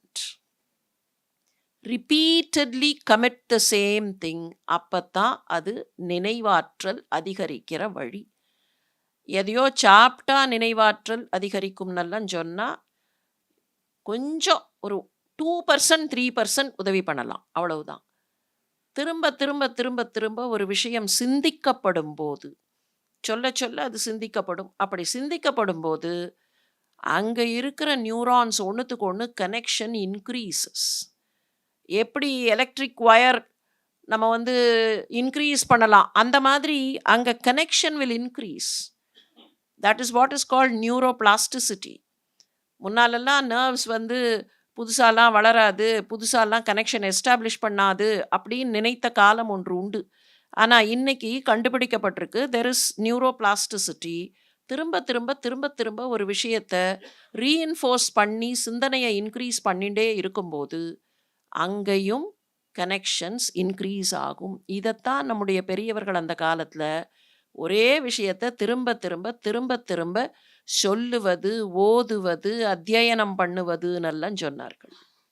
நாம் அதை புரிஞ்சுக்காமல் என்ன பண்ணிட்டோம்? It is road learning. Now when you remember something, it is easy to think about it. Plain rote learning இல்லை. ரோட் லேர்னிங் அதனுடைய disadvantage இருக்குது, அதெல்லாம் விட்டுருவோம். இப்போது ஒரு விஷயத்தை நினைவுக்குள்ளே கொண்டு வந்துடுறோன்னு வச்சுப்போம். சின்ன வயசில் திரும்ப திரும்ப திரும்ப திரும்ப ஒரு பாட்டை படித்து அன்னைக்கு அர்த்தமே புரிஞ்சிருக்காது. யாரும் தப்பாக நினைக்க வேண்டாம். சின்ன வயசில் பாபா பிளாக் ஷீப்னு படித்த போது யாருக்காவது அர்த்தம் புரிஞ்சுதா? அது பிளாக்கு ஷீப்பு ஒன்றும் தெரியாது, என்னமோ அந்த வார்த்தைக்கு அப்புறம் என்னன்னு கூட தெரியாது இல்லையா? ஜில் கேம் டம்பிளிங் ஆஃப்டர்னு கையை மட்டும் சுத்த தெரியுமே தவிர நிஜமா ஜில்லு விழுந்துதான்னெல்லாம் தெரியாது. அர்த்தம் புரியாமல் தான் இருந்தது. ஆனா அது உள்ளுக்குள்ள போயிடுத்துன்னா எங்க வேணாலும் யூ கேன் ரிகலெக்ட். நீங்க ஒரு ஸ்பெசிஃபிக் பிளேஸ் தேட வேண்டாம். புத்தகத்துல தான் இருக்கு அப்படின்னா அதை தேடி எடுக்கணும். என்னதான் செல்போன்ல நான் ஸ்க்ரோல் பண்ணுவேன் அப்படின்னா கூட செல்போன்லேருந்து ஸ்க்ரோல் பண்ணணுமா இல்லையா? ஆனா இங்கே ஸ்க்ரோல் பண்றது இட்ஸ் மச் மோர் ஈஸியர். எந்த இடத்துல இருக்கும்போதும் இதை ஸ்க்ரோல் பண்ணி அந்த நினைவு உள்ளுக்குள்ள சுத்தும்னா you can keep churning it. As you churn அதுல புதுசா ஒரு சிந்தனை வரலாம், புதுசா ஒரு தாட் வரலாம். இந்த வார்த்தைக்கு இந்த நயம் இப்படி இருக்குமா அப்படிங்கிறது சிந்தனைக்குள்ள தோன்றலாம். இதெல்லாம் அட்வான்டேஜ். அப்போ ஒரு ஃபேஸ்ல ரோட்டுங்கிறது வந்ததுன்னா தான் அதுலேருந்து மற்ற அட்வான்டேஜஸை கொண்டு வர முடியும். அப்படி இல்லாம ரோட்டுங்கிறது வேண்டாம் அப்படின்னு ஒதுக்கினா அதுல வரக்கூடிய பிரச்சனைகள் வரும். எப்படி திரும்ப திரும்ப திரும்ப திரும்ப சில விஷயங்களை நமக்கு நினைவுபடுத்துவதற்காகவும் இதை சொல்பவர்கள் தங்களுடைய நினைவுகளை முழுமைப்படுத்திக் கொள்வதற்காகவும் தான் இந்த மாதிரி திரும்ப திரும்ப திரும்ப கொடுத்திருக்கிறார்கள். இன்னும் யாரெல்லாம் வந்தார்கள்? லிஸ்ட் இன்னும் முடியல. மிருகவியாதஸ்ச சர்ப்பஸ்ச இப்பதான் இம்பார்ட்டன்ஸ் வருது. துவாதச ஆதித்யர்கள் வந்தார்கள். இப்ப யாரெல்லாம் வருகிறார்கள்? மிருகவியாத்ய, சர்ப்ப, நிருதி, அஜைகபாத, அஹிர்புத்னிய, பினாக்கி, தகன, ஈஸ்வர, கபாலி, ஸ்தானு, பக. ஏகாதச ருத்ரர்கள்.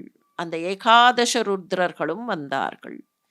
அஸ்வினௌ வசவ ச அஷ்டௌ மருதஸ்ச மகாபலாக. அஸ்வினி தேவர்கள், அஷ்டவசுக்கள், மருத்துக்கள், விஸ்வே தேவாஸ்ததா சாத்தியஸ்ததா. சாத்தியர்கள், விஸ்வதேவர்கள்.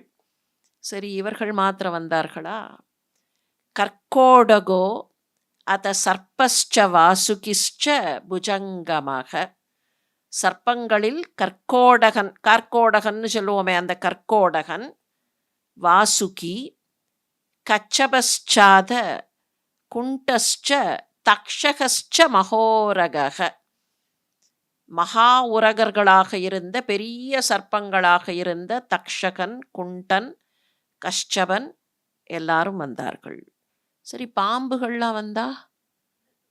பாம்புகள் மாத்திரமா? பாம்புகள்லாம் வந்தா வேற யார் வருது? இன்னும் பெரிய பாம்புகள், சாதாரண பாம்புகள் இல்லையாம். ஆயயுஸ்தபசா யுக்தா மகாக்ரோதா மகாபலாக ஏதே ச அந்ய ச பகவஸ்தத்ர நாகா வியவஸ்திதா. இன்னும் என்னெல்லாம் பாம்புகள் உண்டோ, நாங்கள் கொஞ்சம் பேர் தான் சொல்லியிருக்கோம். மிச்சம் என்னெல்லாம் பாம்புகள் உண்டோ, அந்நிய பாம்புகள் என்னென்ன உண்டோ அதெல்லாம் வந்தன. இப்ப அவர்களோடு சேர்ந்து தார்க்ஷ்யன், அரிஷ்டநேமி, கருடன், அசிதத்வஜன், அருணன், ஆருணி, வினதையினுடைய மக்களும் வந்தார்கள். பக்ஷிகளும் வந்தார்கள். அப்போ எந்த ஜீவராசியும் விட்டு வைக்கல. பக்ஷிகள், பாம்புகள், கந்தர்வர்கள், தேவர்கள், அப்சரசுகள், ரிஷிகள், இப்படி எல்லோரும் வந்தார்கள். சரி, இவர்களையெல்லாம் யார் பார்த்தார்கள்னா, இவர்களை பார்த்தவர்கள் தேவகணான் சர்வாம் ஸ்தப சித்தா மகர்ஷயக. மகரிஷிகளும் சித்தர்களும் தான் இவர்கள் மேலே நிற்பதை பார்த்தார்கள்.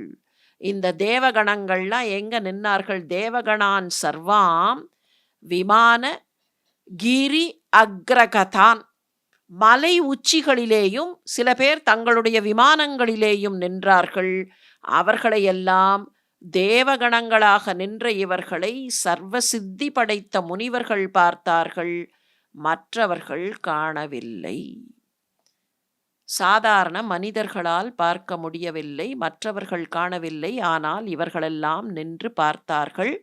அப்படி பார்ப்பதை பார்த்த அந்த ரிஷிகள், சித்தர்களாக இருந்த ரிஷிகளுக்கு பார்க்க முடிஞ்சதா இல்லையா? அவர்கள் பார்த்த உடனே அவர்களுக்கு ஆச்சரியம் வந்தது. ஆச்சரியம் வந்தது மாத்திரமில்லை, மகதா ஆச்சரியம் விஸ்மிதா முனிசத்தமாக. முனிவர்கள்லேயே உயர்ந்தவர்களாக இருந்த அவர்களுக்கு ஆச்சரியம் வந்தது. அதோட கூட அவர்களுக்கு பாண்டுவின் மீது அன்பு அதிகமாயிற்று. பாண்டு புத்திரர்கள் மீது அன்பு அதிகமாயிற்று. இவ்வளவு பெரிய கூட்டம் வந்து இந்த குழந்தைய பார்க்கறதுன்னு சொன்னா, அப்ப இந்த குழந்தை யாரோ முக்கியமான ஒரு குழந்தை அப்படிங்கிற எண்ணம் அந்த ரிஷிகளுக்கு வருகிறது. ரிஷிகள் அந்த குழந்தை மீது அன்பு செலுத்த ஆரம்பிக்கிறார்கள். அந்த குழந்தைக்கு முன்னால் இருக்கிற 2 குழந்தைகளையும் பத்திரமாக பார்த்து கொள்கிறார்கள். ஏன் அர்ஜுனனுடைய பிறப்புக்கு இவ்வளவு பெரிய டிஸ்கிரிப்ஷன்? அத கொஞ்சம் அப்படியே நிறுத்திப்போம். இதுக்கப்புறம் மீண்டும் பாண்டுவுக்கு ஒரு மகன் வேண்டும் என்கிற ஆசை வருகிறது. குந்திய தனியா கூப்பிட்டு சொல்ல ஆரம்பிச்சான். குந்தி சொன்னா, நிறுத்து.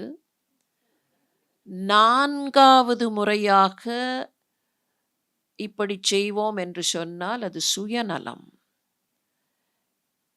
இதே போல நீ சொல்லி இன்னொரு குழந்தை 5வது குழந்தையை தேடினால் அது சுயநலம் மாத்திரமில்லை, அது துரோகம் அப்படின்னா. அது தர்மத்திற்கும் நீதிக்கும் துரோகமாகிவிடும். ஒரு விஷயம் நமக்கு வித்தியாசமா கிடைச்சிருக்கு. தர்மத்தை பயன்படுத்தி, தர்மத்தினுடைய விதியை பயன்படுத்தினா, அதுக்காக இதுக்கு மேல அத ஆசைப்பட்டா அது நியாயம் இல்ல. அப்போ மெல்ல மாத்ரியை கூப்பிட்டு பேசுகிறான். மாத்ரி சொல்கிறாள், நீ ஆணையிட்டால் குந்தி எனக்கு அந்த மந்திரத்தை சொல்லுவாளே என்றால் எனக்கும் ஒரு பிள்ளை வேண்டும் என்கிற ஆசை உண்டு. அப்பதான் குந்தி கிட்ட நீ அவளுக்கும் சொல்லிக் கொடுன்னு சொல்ல அவள் மாத்ரிக்கு சொல்லிக் கொடுக்கிறாள். மாத்ரி அஸ்வினி தேவர்களை அழைக்கிறாள். அஸ்வினி தேவர்கள் வர அந்த அஸ்வினி தேவர்கள் வழியாக 2 பிள்ளைகள் நகுலனும் சகாதேவனும் பிறக்கிறார்கள். இந்த குழந்தைகளுக்கு அங்க இருந்த முனிவர்கள் பெயர் சூட்டுகிறார்கள். அந்த பகுதியில் இருக்கக்கூடிய முனிவர்கள் தான் இந்த குழந்தைகளுக்கு பெயர் சூட்டுகிறார்கள். ஏற்கனவே பார்த்தோம், பீமன் அப்படிங்கிற பெயர் வரும்போதே, அவன் பிறந்தான்னு சொல்லும் போதே இன்னொரு செய்தி வந்தது. அவனுடைய பெயர்ல விரிகோதரன் அப்படின்னு ஒரு பெயர்.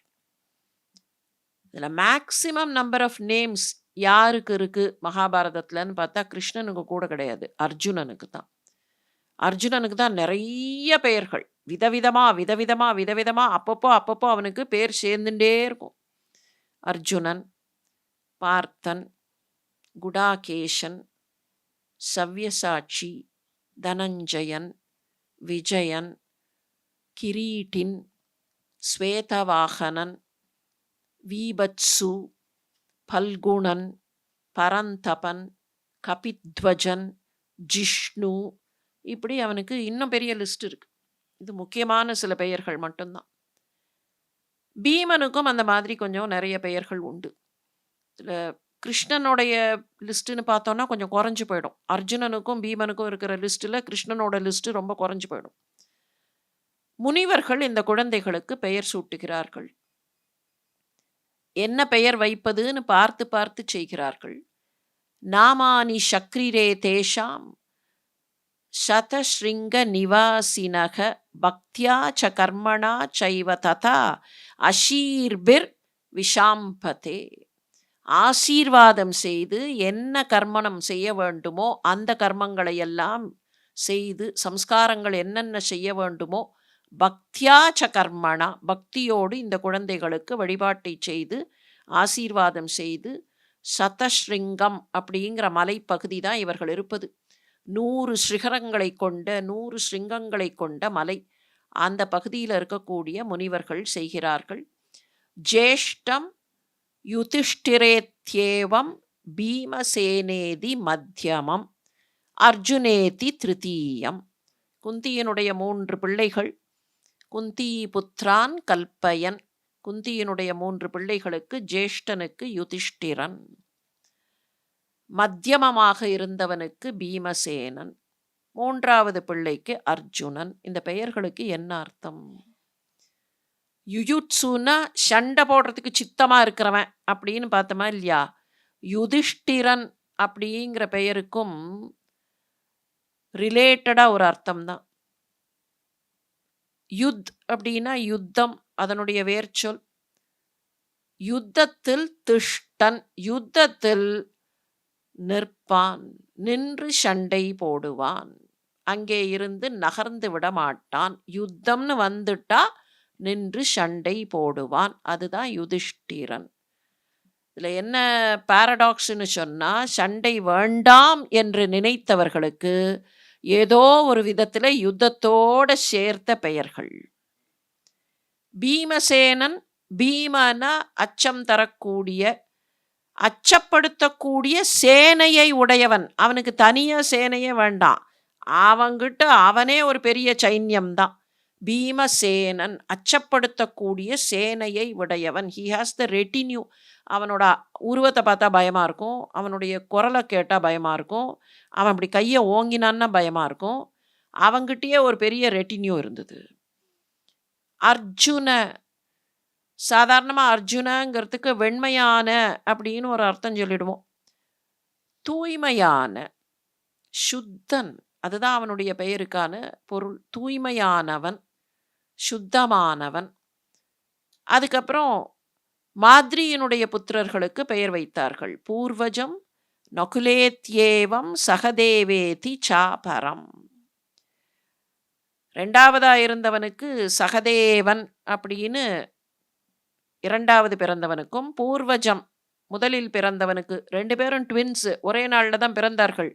ஆனால் பிறந்த வேளையை வைத்து அவன் முதல்ல தோன்றினான் பூமியில்ங்கிறதுனால அவன் மூத்தவன் நகுலன். பூர்வஜம் நகுலேத்யேவம் சகதேவேதி ச அபரம் மாத்ரிபுத்ராவ கதயம் ஸ்தே விப்ரா பிரீதமானசாக.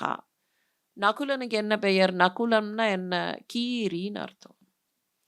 நகுலினா கீரி. அம்பாள் நகுலியாக, அம்பாளுடைய தேவதைகளில் ஒருத்தி நகுலி. சர்ப்பம் போல விஷம் வந்தால் கூட அந்த விஷத்தை எதிர்க்கக்கூடிய வல்லமை கீரிக்கு உண்டு, நகுலிக்கு உண்டு. அதே மாதிரி இங்க நகுலன். பாம்புகளுக்கு எப்படி கீரி இருக்குமோ அப்படி பகைவர்களுக்கு பயங்கரமானவனாக இருப்பவன் நகுலன். சகதேவன். இவனுக்கு ஏன் சகதேவன் பேரு? தன்னோட அம்மா வேற, தன்னை வளர்க்கிற அம்மா வேறங்கிற வித்தியாசம் பார்க்காமல், தான் வேற, தன்னை சுற்றி இருப்பவர்கள் வேறன்னு வித்தியாசம் பார்க்காமல் எல்லார்கிட்டையும் ஒத்து இருக்கக்கூடியவன் சகதேவன். பின்னால பார்க்க போறோம். இந்த சகதேவன்கிட்டயே வந்து அவன் நாள் குறிச்சுன்னு போவான். அப்போ தான் வேற, இன்னொருத்தர் வேற, எனக்கு இது வேணும், எனக்கு மட்டும் வெற்றி அப்படின்னெல்லாம் பார்க்காம நியூட்ராலிட்டியில் நிற்கக்கூடிய வல்லமை அந்த பிள்ளைக்கு உண்டு. இந்த பிள்ளைகள் வளர்ந்தார்கள். இவர்களுக்கு ஒவ்வொரு வயசு வித்தியாசம். இப்போ எப்படி சொல்லணும்? ஒவ்வொரு வயசு வித்தியாசம்னு சொல்லணும். ஆனால் வியாசர் என்ன சொல்றார் பாருங்கள். அனுசம்வத்சரம் ஜாதா அபிதே குருசத்தமாக பாண்டுபுத்ரா வியராஜந்த பஞ்சசம்வத்சரா இவ. கொஞ்சம் வளைஞ்ச மாதிரி இருக்கிற ஒரு ஸ்டேட்மெண்ட். ஸ்ட்ரெயிட்டாக இல்லாமல் கொஞ்சம் ஏதோ அப்படி சுற்றி விட்டா மாதிரி இருக்கு, கொஞ்சம் புரியலையே அப்படின்னு தோணும். இந்த பிள்ளைகள் வெவ்வேறு வருஷங்களை சேர்ந்தவர்கள் அப்படித்தானே சொல்லியிருக்கணும். ஒரு வருஷத்துல இந்த பிள்ளைகளெல்லாம் 5 வருஷங்களைப் போல தோற்றம் தந்தார்கள். ஒரு வருஷத்துல 5 வருஷங்களைப் போல தோற்றம் தந்தார்கள்னா அப்படியே லிட்டரலாக எடுத்துனோன்னு வச்சுக்கோங்களேன், சிக்கல் வரும். இது சாதாரணமாக பார்த்தா ஒரு வயசு குழந்தை 5 வயசு குழந்தை மாதிரி தெரிஞ்சுது. அப்படிதான் மேலோட்டமாக பார்க்கும்போது ஒரு வருஷத்தில் 5 வயது போல் தோற்றம் தந்தார்கள். 5 வருஷம் போல. ஆனால் யுதிஷ்டிரனுக்கு 5 வயசாக இருக்கும்போது, இல்லை யுதிஷ்டிரனுக்கு 1 வயசாக இருக்கும்போது இந்த பிள்ளை பிறக்கவே இல்லை இன்னும். நீங்கள் அதனால் ஒரு வயசு டைரெக்டாக 5 வயசு மாதிரின்னு எடுத்துட்டா ஒரு குழந்தைக்குன்னா அது சரியாக வரும், பொருந்தி வரும். 5 குழந்தைகளுக்கு பொருந்தி வராது. அவனுக்கு 1 வயசாக இருக்கும்போது 5 வயசு மாதிரி இருந்தால் இவன் இன்னும் பிறக்கவே இல்லை. இவன் பிறக்கும்போது அவனுக்கு 4 வயசு முடிஞ்சிருக்கும். அப்ப அவன் எப்படி இருந்தான்னு கால்குலேட் பண்ண ஆரம்பிச்சோம்னா, தப்பு தப்பா வந்து நிக்கும். எங்கெங்கேயோ போகும் calculation. This is not a matter to be calculated arithmetically. இதுக்கு என்ன அர்த்தம்? இவர்கள் வெவ்வேறு வயதைச் சேர்ந்தவர்களாக இருந்தாலும், இவர்களுக்குள் ஒரு வருஷம் வித்தியாசம். இங்க சொல்லலையே ஒரு வருஷம் வித்தியாசம்னா, பின்னால வரப்போறது. இவர்களுக்குள்ள ஒரு வருஷம் வித்தியாசம் இருந்தாலும், இவர்கள் 5 பேரும் இருக்கும்போது 5ம் சேர்ந்தது போலனா, அவ்வளவு ஒற்றுமையாக இவர்களுக்குள் எந்த வேறுபாடும் இல்லாமல் இருந்தார்கள். யுதிஷ்டிரன்லேருந்து 1 வயசு சின்னவன் பீமன். அவன்லேருந்து 1 வயசு சின்னவன் அர்ஜுனன். அவன்லேருந்து 1 வயசு சின்னவர்கள் நகுல சகாதேவர்கள். ஆனால் இவர்களுக்குள்ள எந்த வித்தியாசமும் இல்லாமல் ஆல் 5 புட் டுகெதர், டேய் உனக்கு ஒன்றும் தெரியாதுடா, நீ சின்னவன்டா அப்படிங்கிற மாதிரி இல்லாமல் இவர்கள் எல்லாருடைய குவாலிட்டிஸும் ஒன்றுத்துக்கு ஒன்று காம்ப்ளிமெண்ட்ரியாக மொத்தமாக 5 பேரும் சேர்ந்து செயல்படுவது போல இவர்கள் செயலாற்றினார்கள். ராமாயணத்துக்கும் பாரதத்துக்கும் கொஞ்சம் ஆப்போசிட்டா தெரியும்.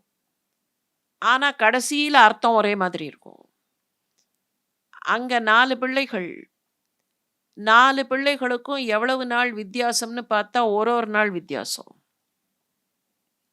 ஒரு நாள் தான் வித்தியாசம். அதுவும் கூட கொஞ்சம் சில நேரங்கள்ல மாறுபடும். ராமன் பிறந்து அடுத்த நாள் பரதன்.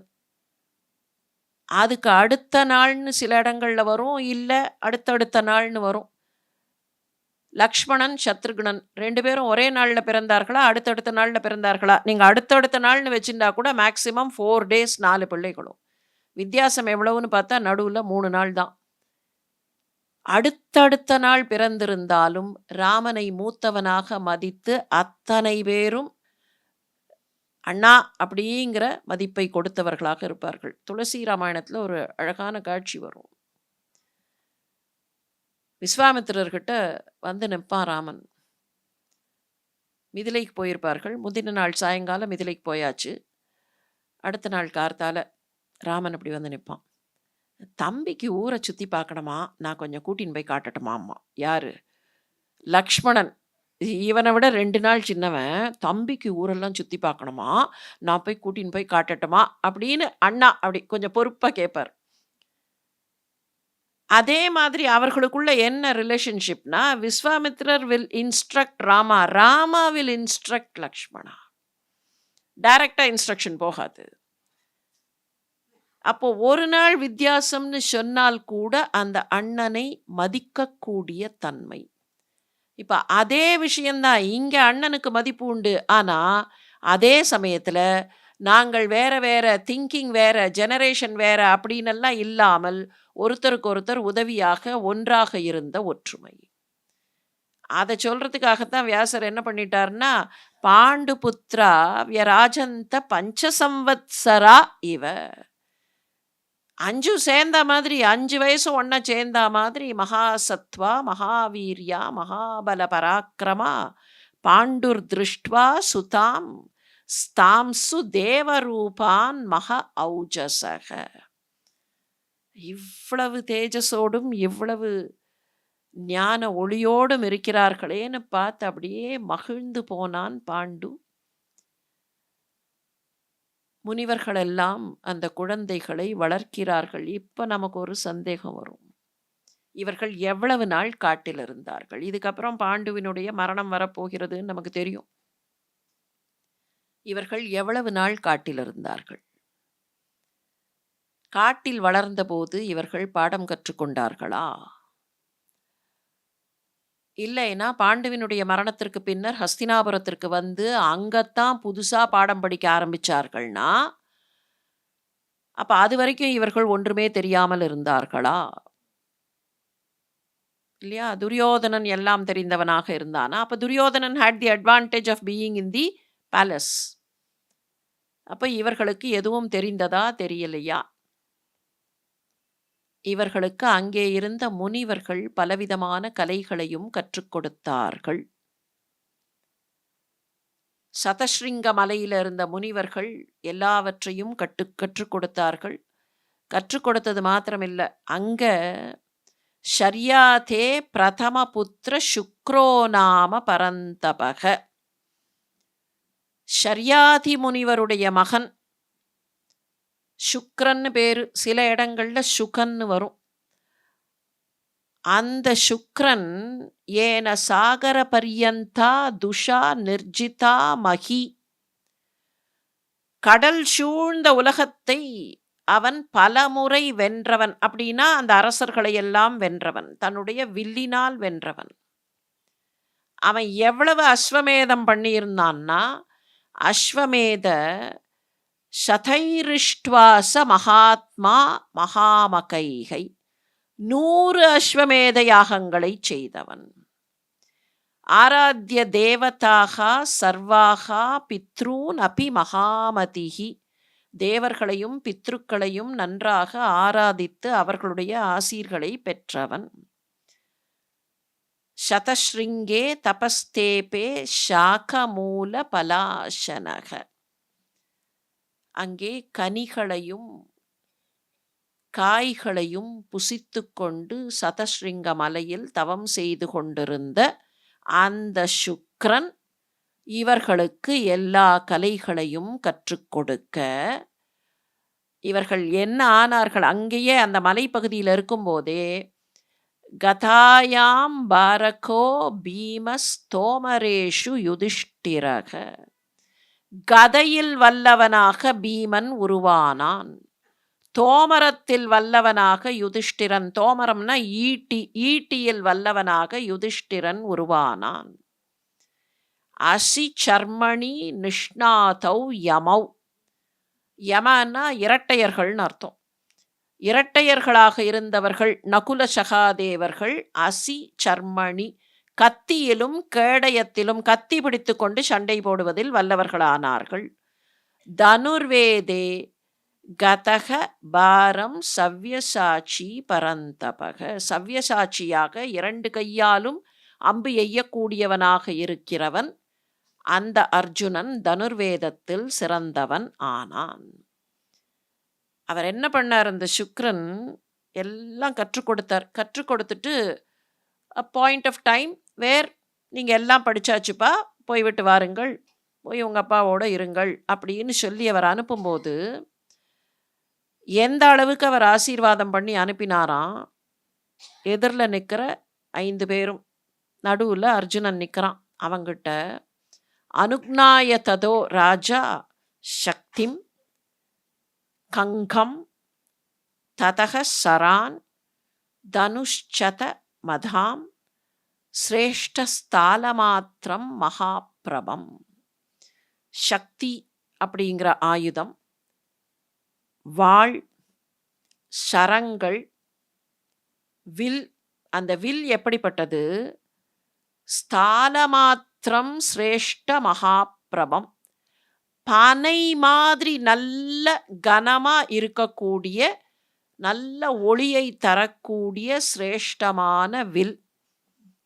அதோட விபாட்ட சுர நாராஷான் கிருத்ர பக்ஷைர் அலங்கிருதான், பக்ஷிகளின் ரெக்கைகள் வைத்து அலங்காரம் செய்யப்பட்ட விபாட்ட சுர நாராசம் ஆகிய ஸ்பெஷல் அம்புகள், அந்த அம்புகளையும் கொடுத்து பார்த்தாய சம்ஹிருஷ்டோ மகோரக சமப்பிரபா, நல்ல கூர்மையான அம்புகள். எப்படின்னா அப்படி பாம்பு பாஞ்சு போச்சுன்னா எப்படி இருக்குமோ, மகா உரகங்கள் போல இருக்கக்கூடிய அம்புகளை எல்லாம் கொடுத்து சர்வசஸ்திராணி முதிதோ வாசவாத்மஜக, பலவிதமான அஸ்திரங்களை கொடுத்து ஆசீர்வாதம் பண்ணி அனுப்புகிறார். இவற்றையெல்லாம் பெற்றுக்கொண்டுதான் அந்த பிள்ளைகள் தந்தை தாயரிடத்தில் வந்து வாசம் செய்கிறார்கள். அங்கேயே பலவிதமான ஆசிரமங்களில் அவர்களுடைய கல்வி, நல்ல கல்வியை கற்றுக்கொள்கிறார்கள். எப்படி அர்ஜுனனுக்கு பலவிதமான பெயர்களோ அந்த மாதிரி பீமனுக்கும் பலவிதமான பெயர்கள், பலவிதமாக அழைக்கப்படுகிறான். பீமன், பீமசேனன், விரிகோதரன். முன்னாலேயே பார்த்தோம் இந்த பேர். விரிகோதரன்னா என்ன அர்த்தம்? விரிக்க அப்படின்னா ஓநாய்ன்னு அர்த்தம். விரிக்கன்னா ஓநாய். ஓநாய் மாதிரி வயிறு கொண்டவன் அப்படின்னா, ஓநாய் எல்லாத்தையும் கபகபான்னு சாப்பிட்ற மாதிரி எல்லாத்தையும் சாப்பிடக்கூடியவன். அவனுடைய பசி அப்படிப்பட்டது. அவனுடைய உடம்பு சைஸுக்கு ஏற்ப அவன் உண்ணக்கூடியவன். ஆனால் அதே சமயத்தில் ரிகோதரன்கிறதுக்கு இன்னொரு அர்த்தமும் உண்டு. இந்த ஓநாய் இருக்கே, அது சாப்பிடும். ஆனால் தன்னுடைய கூட்டத்திடம் மிகுந்த அன்போடு இருக்கும். விரிகோதரனுடைய ஸ்பெஷாலிட்டி என்னன்னா, நீங்கள் பார்க்கலாம், பாண்டவர்கள்லேயே தங்கள் குடும்பத்தின் மீது மிகுந்த பாசம் கொண்டவனாக இருந்தவன் பீமன். எப்பெல்லாம் அவர்களை பலவிதமான ஆபத்துகளிலிருந்து காப்பாற்ற வேண்டுமோ அப்பெல்லாம் தனக்கு என்ன கஷ்டம் வந்தாலும் அதை பற்றி கவலைப்படாமல் தம்பிகளையும் தாயையும் அண்ணனையும் காப்பாற்ற வேண்டும்ங்கிறதுக்காக தவிக்கக்கூடியவன். அவனுக்குன்னு சில வசதிகள் கிடைச்ச போது கூட, பின்னால் பார்க்க போகிறோம், அந்த வசதிகள் வந்தபோது கூட எனக்கு இந்த வசதிகள் வேண்டாம், எங்கள் அம்மாவும் என்னுடைய சகோதரர்களும் அவர்கள் மேலே வச்ச பாசம் அப்படிங்கிறதுக்காக நின்றவன். அதனால தான் அவன் விரிகோதரன். அந்த விரிக்கத்திற்கு இருக்கக்கூடிய தன்மை அவனுக்கும் இருந்தது. வாயுபுத்திரன், வாயுதேவனுடைய மகன். ஜராசந்தஜித், அவனுக்கு பின்னால் வரக்கூடிய பெயர் ஜராசந்தனை அழித்தான் அப்படிங்கிறதுனால ஜராசந்தஜித். ஹிடிம்பபித், ஹிடிம்பியை மணந்து கொள்வான். ஹிடிம்பியினுடைய அண்ணனாக இருந்த ஹிடிம்பனை அழிப்பான், அதனால ஹிடிம்பபித். கீச்சகஜித், கீச்சகனை அழிப்பான். குரோதவச, கோபக்காரன் அர்த்தம். குரோதக்காரன்னு சொல்கிறான். அன்கண்ட்ரோலபிள் கோபம் அவங்கிட்ட இருக்கும்னு பேர். கொஞ்சம் பாரடாக்சிக்கலாக தெரியும், இவ்வளவு கோபத்தோடு இருக்கிறவன் எப்படி பாசக்காரனாக இருந்திருக்க முடியும் அப்படின்னு. நீங்கள் இதே மாதிரி ஈக்குவலாக இன்னொருத்தன் இந்த அளவுக்கு சைஸில் எப்படி இருக்க மாட்டான். இவனுக்கும் அவனுக்கும் அளவுகளில் பரிமாணங்களில் பார்த்தோன்னா ஆப்போசிட்டாக தான் இருக்கும். ஆனால் இந்த குணம் அளவு கடந்த கோபம், ஆனால் அதே சமயத்தில் அன்பு. இந்த குணம் எங்கே இருக்கும்னு பார்த்தா ராமாயணத்தில் லக்ஷ்மணன் கிட்ட இருக்கும். லக்ஷ்மணனை கோபக்காரன்னு சொல்லுவோம். குதி குதின்னு குதிப்பான். சின்ன விஷயம் நடந்ததுன்னா கூட அவ்வளவு கோபம் வரும். அவனை கோபக்காரன்னு ரொம்ப வேகமாக சொல்லும்போது Lakshmana is always angry. No, அது கொஞ்சம் ஃப்ளீட்டிங் ஸ்டேட்மெண்ட். நம்ம கண்ணுக்கு அவன் கோபக்காரனாக தெரிவான். 14 வருஷம் சாப்பிடாதவன், 14 வருஷம் தூங்காதவன் கோபக்காரனாக இருந்திருக்க முடியுமா? 2 வேளை சாப்பிடலைன்னா சில பேர் பக்கத்துலேயே போக முடியாது. 14 வருஷம் சாப்பிடாதவன், உழைத்தவன், எப்போதும் ராமனுக்காக உழைத்தவன், அப்படிப்பட்டவன் எப்படி கோபக்காரனாக இருந்திருக்க முடியும்? ஒரே ஒரு காரணம்தான், ராமனுக்கு கஷ்டம், ராமனுக்கு துன்பம் வருகிறதுன்னு நினைச்சான்னா அவனுக்கு கோபம் வரும், இல்லைன்னா அவனுக்கு கோபம் வராது. ராமனுக்கு ஏதோ கஷ்டம் வருகிறதுன்னு நினைச்சான்னா கோபப்படுவான். பீமனும் அதே மாதிரி தான். மற்றவர்களை பயமுறுத்துவது மாதிரி தெரியும், கோபக்காரனா தெரியும். எப்போ தன்னுடைய சகோதரர்களுக்கு துன்பம் வருகிறது, தர்மத்திற்கு துன்பம் வருகிறதுன்னா அப்போ அவனுடைய கோபம் பொங்கி வெடிக்கும். ஒரு பக்கத்தில் பாசக்காரனாகவும் இன்னொரு பக்கத்தில் கோபக்காரனாகவும் இருந்தவன். இந்த பிள்ளைகள் மிக அற்புதமாக வளர்ந்தார்கள். இவர்கள் வளர்ந்து கொண்டே வரும்போதுதான் சிக்கல் அங்கே உருவாகிறது. சகதேவனுக்கு கூட சில பெயர்கள்லாம் உண்டு. சகதேவன், ஆஸ்வினேயன், அஸ்வினி சகோதரர்களால் பிறந்தவர்கள்ங்கிறதுனால நகுலனுக்கும் சரி சகதேவனுக்கும் சரி ஆஸ்வினேயன் அப்படின்னு ஒரு பெயர் உண்டு. சகதேவனுக்கு நகுலானுஜன், எப்படி லக்ஷ்மணனுக்கு ராமானுஜன்னு சொல்கிறோமோ அந்த மாதிரி இவனுக்கு நகுலானுஜன். இதையெல்லாம் விட தார்மிகன், வித்வான், பிரக்ஞன். பிரக்ஞை கொண்டவன். நம்ம பிரக்ஞை எப்படி இருக்க வேண்டும் என்பதை காட்டுபவன். நியூட்ரலா இருக்கிற பிரக்ஞை. எல்லாவற்றையும் சமமாக பாவிக்கக்கூடிய பிரக்ஞை. அந்த கான்ஷியஸ்னஸ் எப்படி இருக்கணும்? அர்ஜுனன் பிறந்தவுடனே இத்தனை பேர் வந்து பார்த்தார்கள், இவர்களெல்லாம் பாராட்டினார்கள், இவர்கள்லாம் அன்பு வைத்தார்கள் அப்படின்னு பார்க்குறோமே, அர்ஜுனனுக்கு அப்படி என்ன ஸ்பெஷாலிட்டி? இந்திரனுடைய மகன்கிறதுனாலயா? இந்திரனுடைய மகன், அதனால் தேவர்களெல்லாம் வந்து நின்றார்கள் அப்படின்னு எடுத்துட்டோம்னா நம்ம ரொம்ப ரெஸ்ட்ரிக்டிவாக போயிடுறோம்னு அர்த்தம். இந்த 5 பேரில் ஒரு சராசரி மனிதனுடைய ரெப்ரசன்டேட்டிவ் அர்ஜுனன் தான். ஒரு மனிதன் எப்படி இருக்க வேண்டும் அப்படிங்கிற ரெப்ரசன்டேஷன் அர்ஜுனன். அப்போ மனித உயிர் தோன்றுகிறது அப்படின்னா அதற்கு உதவி செய்வதற்காக எல்லா நல்ல விஷயங்களும் ஒன்று சேருகின்றன. அந்த நல்ல விஷயங்களை சரியாக பயன்படுத்தி கொண்டால் மனித வாழ்க்கை முன்னேறும். நல்ல விஷயங்களை சரியாக பயன்படுத்திக்கலைன்னா அதுக்கப்புறம் அது எப்படி போகும்? அப்போ இருக்கக்கூடிய நன்மைகளை, இயற்கையை, எல்லாவற்றையும் முறையாக பயன்படுத்தி கொள்வது. மனித உயிரை பார்த்து இயற்கை மகிழ்ச்சி அடைகிறதுங்கிறது தான் அர்ஜுனனை பார்த்து இத்தனை பேர் வந்து சந்தோஷப்பட்டார்கள் அப்படிங்கிறதுக்கான அர்த்தம். இவர்கள் மகிழ்ச்சியாக வளர்ந்து கொண்டிருக்கக்கூடிய காலத்தில் பாண்டுவுக்கு ஒரு வினோதமான ஆசை வருகிறது. அது வசந்த காலம். எல்லாம் பூக்களெல்லாம் மலர்ந்து மிக அற்புதமாக அந்த வனப்பகுதி இருக்கிறது. இதை பற்றி சொல்கிறதுக்கு முன்னாலேயே ஜனமேஜயனுக்கும் வைஷம்பாயனருக்கும் ஒரு சின்ன கான்வர்சேஷன். ஜனமேஜயன் கேட்குறார், கஸ்மின் வயசி சம்பிராப்தாக பாண்டவா கஜசாஹ்வயம்.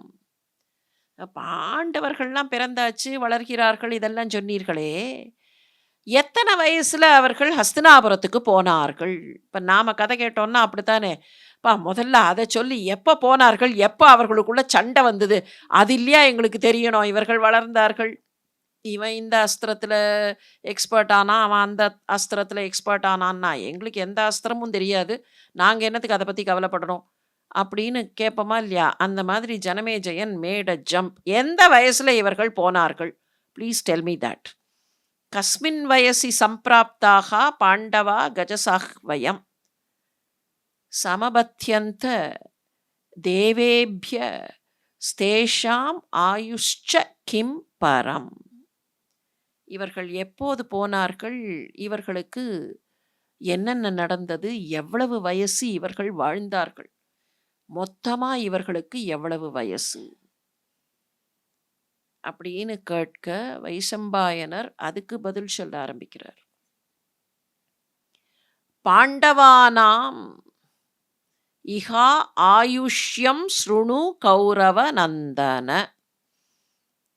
குருவம்சத்தை சேர்ந்தவர் தானே ஜனமேஜயனும், அதே கௌரவ வம்சம் தானே, குருகுலம் தானே. கௌரவ நந்தன கேட்டுக்கோ, பாண்டவர்களுக்கு எவ்வளவு ஆயுசுன்னு சொல்லிண்டே வரேன் கேட்டுக்கோங்கிறார். ஒரு லிஸ்ட் போடுறார். ஜகாம ஹஸ்தினாபுரம் ஷோடசாப்தோ யுதிஷ்டிரக.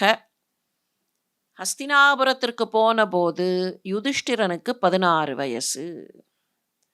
பீமசேனக பஞ்சதசோ, பீபத்சுர்வை சதுர்தசக. பீபத்சுங்கிறது அர்ஜுனனுக்கான பெயர். பீபத்சுவுக்கு 14 வயசு. திரையோதசாப்தௌ ச யமௌ, இரட்டையர்களுக்கு 13 வயசு. இந்த சமயத்தில் தான் அவர்கள் கஜசாவியத்துக்கு போனார்கள். கஜசாவியம்ங்கிறது ஹஸ்தினாபுரம். ஹஸ்தினாபுரத்திற்கு அவர்கள் போனார்கள். எப்போ இது? பாண்டுவின் மரணத்திற்கு பின்னர் அவர்கள் போக போவது. மொத்த வயசு எவ்வளவுன்னு கேட்டுட்டாரா இல்லையா? அதுக்கு ஒரு ஆன்சர் சொல்லிட்டு தான் அப்புறம் கதையை தொடர போகிறார் அவர். இந்த லிஸ்ட்டை அப்படியே வச்சுப்போம். தத்ர த்ரயோதசாப்தானி தார்த்ரராஷ்ட்ரை சகோஷிதாக. திருதராஷ்டிரனுடைய புதல்வர்கள் தார்த்ரராஷ்டிரர்கள். அந்த தார்த்ரராஷ்டிரர்களோடு 13 ஆண்டுகள் ஒன்றாக வாழ்ந்தார்கள். ஷண்மாசான் ஜாதுஷக்ருஹான் முக்தா ஜாதோ கடோத்கச்சக. ஷண்மாசான் ஜாதுஷக்ருஹான். ஜாதுஷக்ருஹம் ஜாதுக்ருஹம்ங்கிறது அரக்கு மாளிகை. அரக்கு மாளிகையிலேருந்து வெளியில வந்து ஜாதுஷக்ருஹான் முக்தா ஷண்மாச வெளியில வந்து 6 மாசம் இருந்தார்கள். அந்த காலகட்டத்தில் தான் ஜாதோ கடோத்கச்ச. அப்பதான் கடோத்கச்சன் பிறக்கிறான். பீமன் அப்பதான் ஹிடிம்பியை சந்திப்பது. இதுக்கப்புறம் ஏகசக்கர நகரத்திற்கு போகிறார்கள். ஷண்மாசான் ஏகசக்ராயாம். ஏகசக்கர நகரத்தில் 6 மாசம் வாழ்கிறார்கள். வருஷம் பாஞ்சாலகே கிருஹே. ஏகசக்கரத்தில் இருக்கும்போது தான் திரௌபதி ஸ்வயம்வரம்ங்கிற செய்தி வந்து அங்க போகிறார்கள். அப்போ திரௌபதியை கல்யாணம் பண்ணிட்டு ஐடென்டிட்டி ரிவீல் ஆனதுக்கப்புறம் பாஞ்சாலருடைய அரண்மனையில் 1 வருஷம் இருக்கிறார்கள். பாஞ்சாலன் வருஷம் பாஞ்சாலகே கிருஹே. திருப்பியும் அங்கே போய் விதுரர் அனுப்பி திருதராஷ்டிரனுக்கு செய்தி வருகிறது. இது கல்யாணம் பண்ணிண்டது, திரௌபதியை கல்யாணம் பண்ணிண்டது அர்ஜுனன் தான், பாண்டவர்கள் தாங்கிற செய்தி வந்து நாம் போய் அவர்களை கூட்டின்னு வந்துடுவோம். அவர்கள் அரக்கு மாளிகையில் அழிந்து போய் விட்டார்கள்னு நாம் நினச்சோம். அவர்கள் உயிரோடு இருப்பது நமக்கு தெரியாது. நாம் போய் அவர்களை கூட்டின்னு வந்துடுவோம், இல்லைனாக்க நியாயமாக இருக்காதுன்னு சொல்லி ஊர் மக்கள்லாம் திருதராஷ்டிரனை ஒரு மாதிரியாக ப்ரெஷரைஸ் பண்ணி, திருதராஷ்டிரனுக்கும் மனசில் அவர்களை அழைச்சின்னு வரணும்னு இருக்குது. துரியோதனன் மட்டும் தையான்னு குதிக்கிறான்.